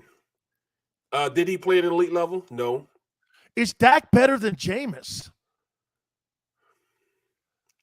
As a pure passer, no. Jameis is way better than Dak. But the intangibles, he's a more complete player because he brings those intangibles to the team.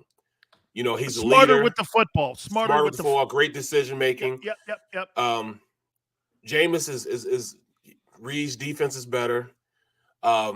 Stronger arm. He just lacks the leadership quality that you want in a quarterback. He needs to grow up, man. He needs maturity. He hasn't matured yet. I agree.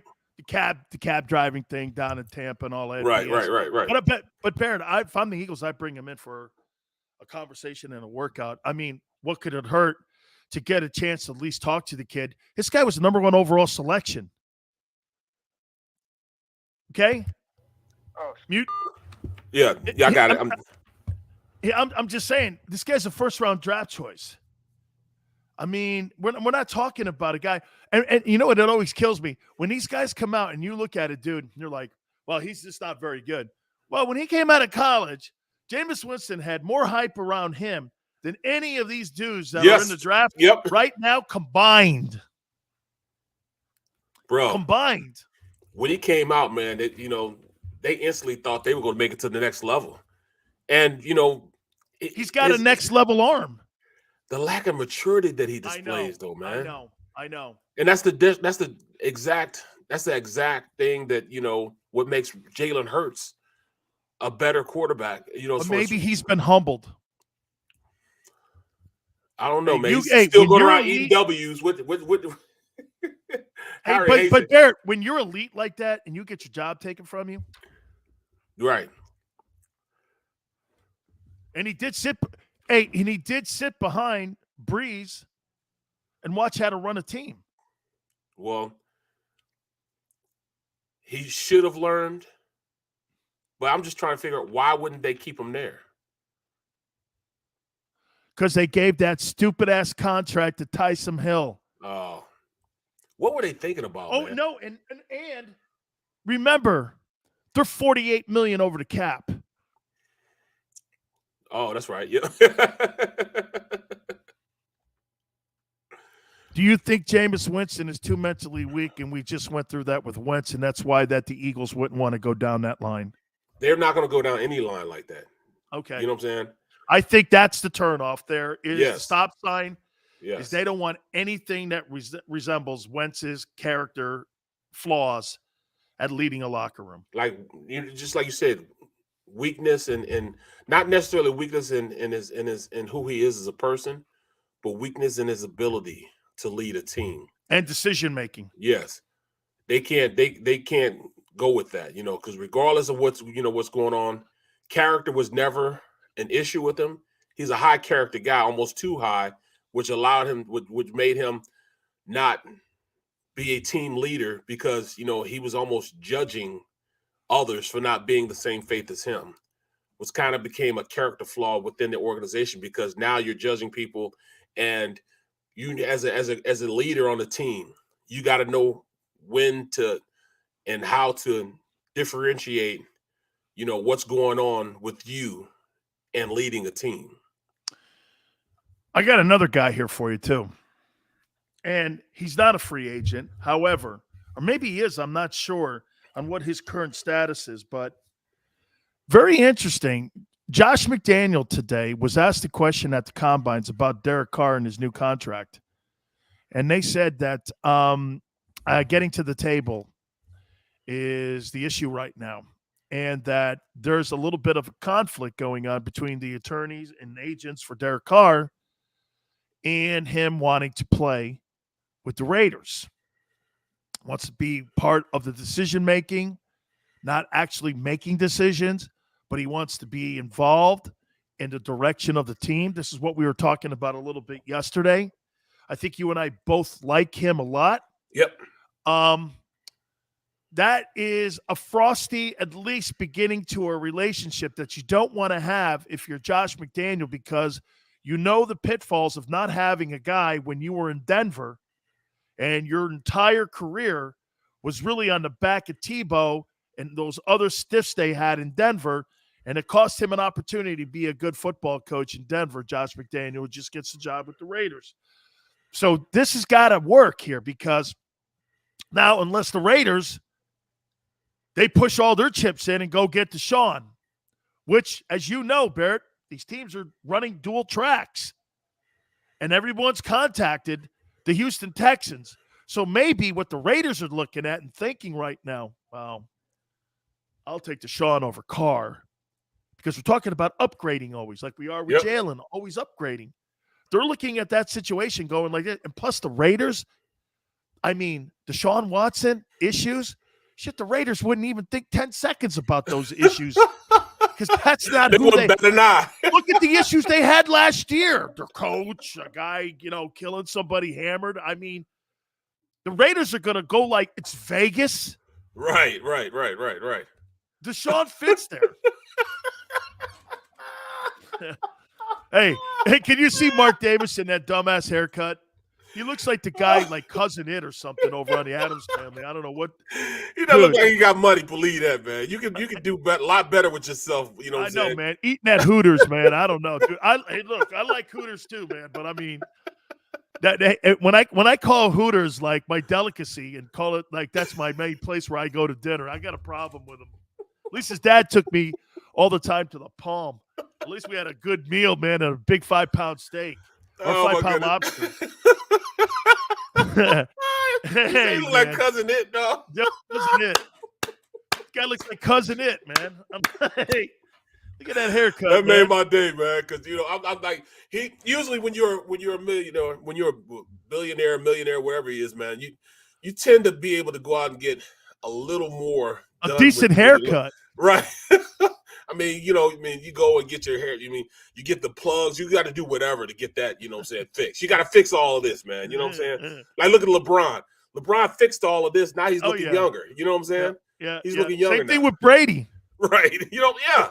How does Brady look younger today than he did when he looked like that stupid school teacher at the Combines like that?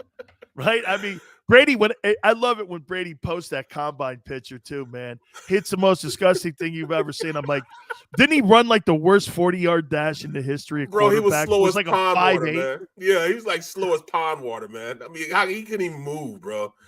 I don't understand how he became the quarterback he is, man. I don't either. His technique is just flawless. What he has, I don't think he has over 200 yards rushing his entire career. But he's got how many first downs has he made in that greatest quarterback sneak dude in the history of the league, though.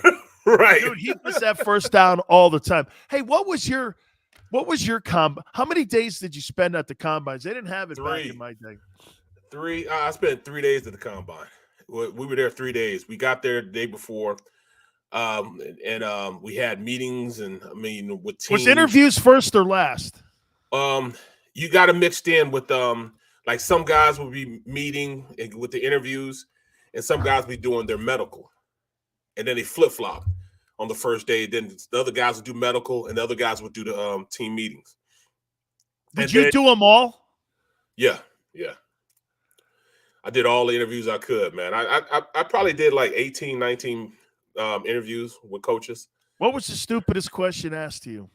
Man, I forget, man. It was just a bunch of stupid stuff, bro. You know what I mean? Bunch of stupid stuff. They even knew I had a scooter. What made you ride that scooter around? You know what I'm saying? That damn scooter. You must have went, how'd you know about the scooter, man? Right. They asked what, so, I mean, are you NFL security going back and checking you out. That's why. Exactly. And then do you still love basketball better than football? I mean, look, everything. Well, you made a comment like that sometime in your past, right? Right. And they were up on that. I had got injured. I had stretched my medial collateral, and I had to sit out a game, but I still started the game to keep my starting streak going. So I started the game, and on the very first play, I go out and I hit a guy late, you know what I'm saying? And they asked, why did I do that? You know what I'm saying? I told them I was just frustrated. I'm going to play every play, and I was out. It was bullshit. You gave him some bullshit answer. Right.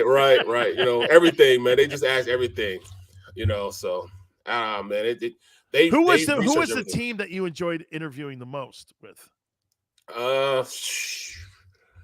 Who I enjoyed interviewing the most would probably be Kansas City. I like.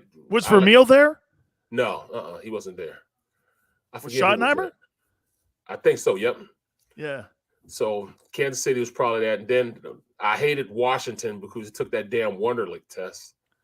You know what I mean? I forget what my grade was. I mean, that was like that was a long test to take too, man. Yeah, and no, it's like an SAT test. Right. Yeah. The Wonderlic test, and then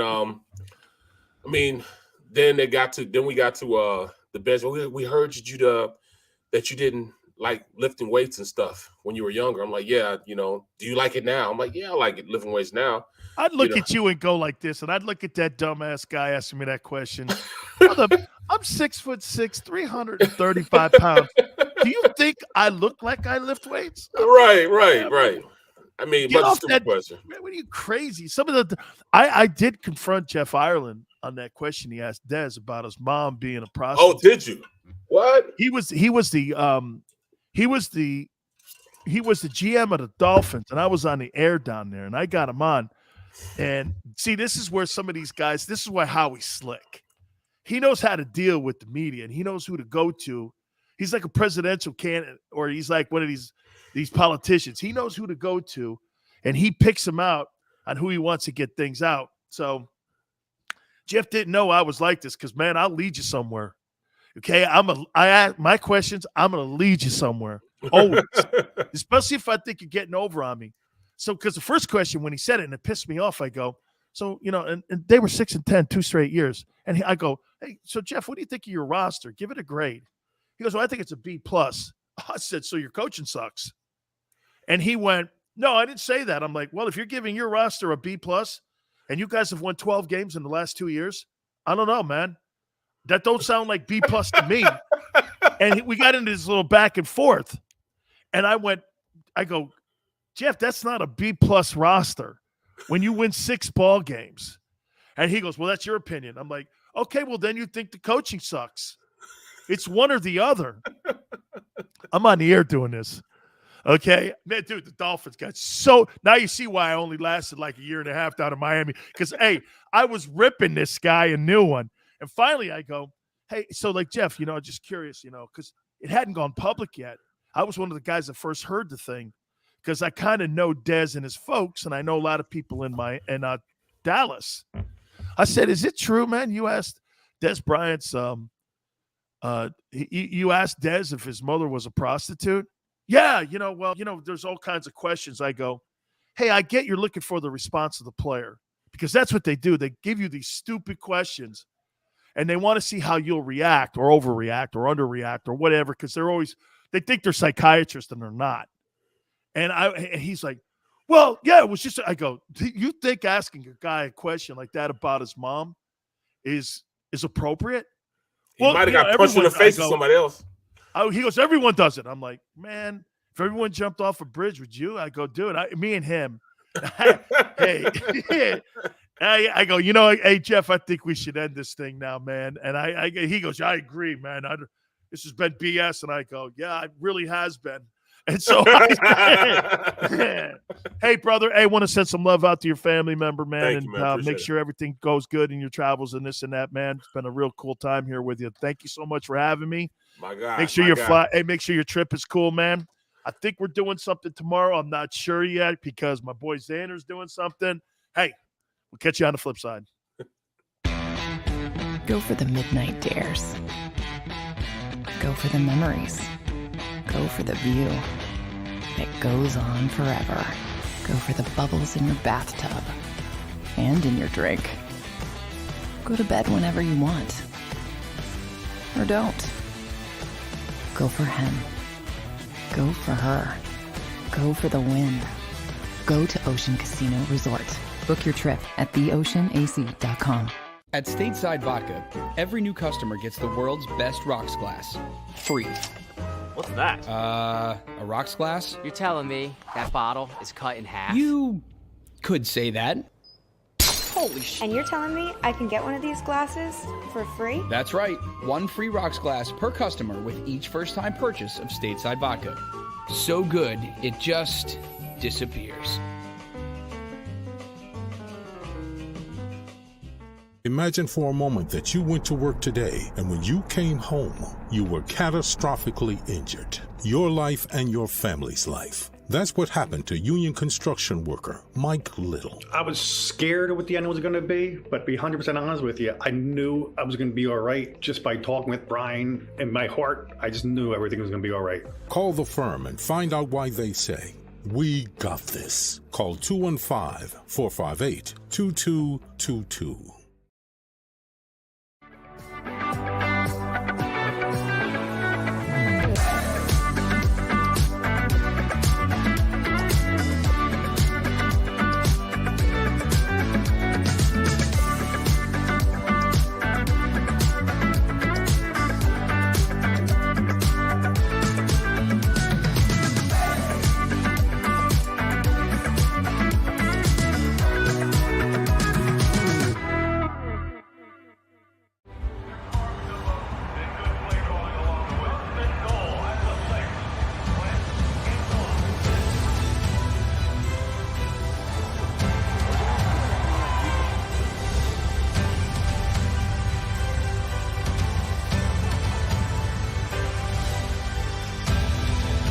Field of life, First Trust Bank is there for you.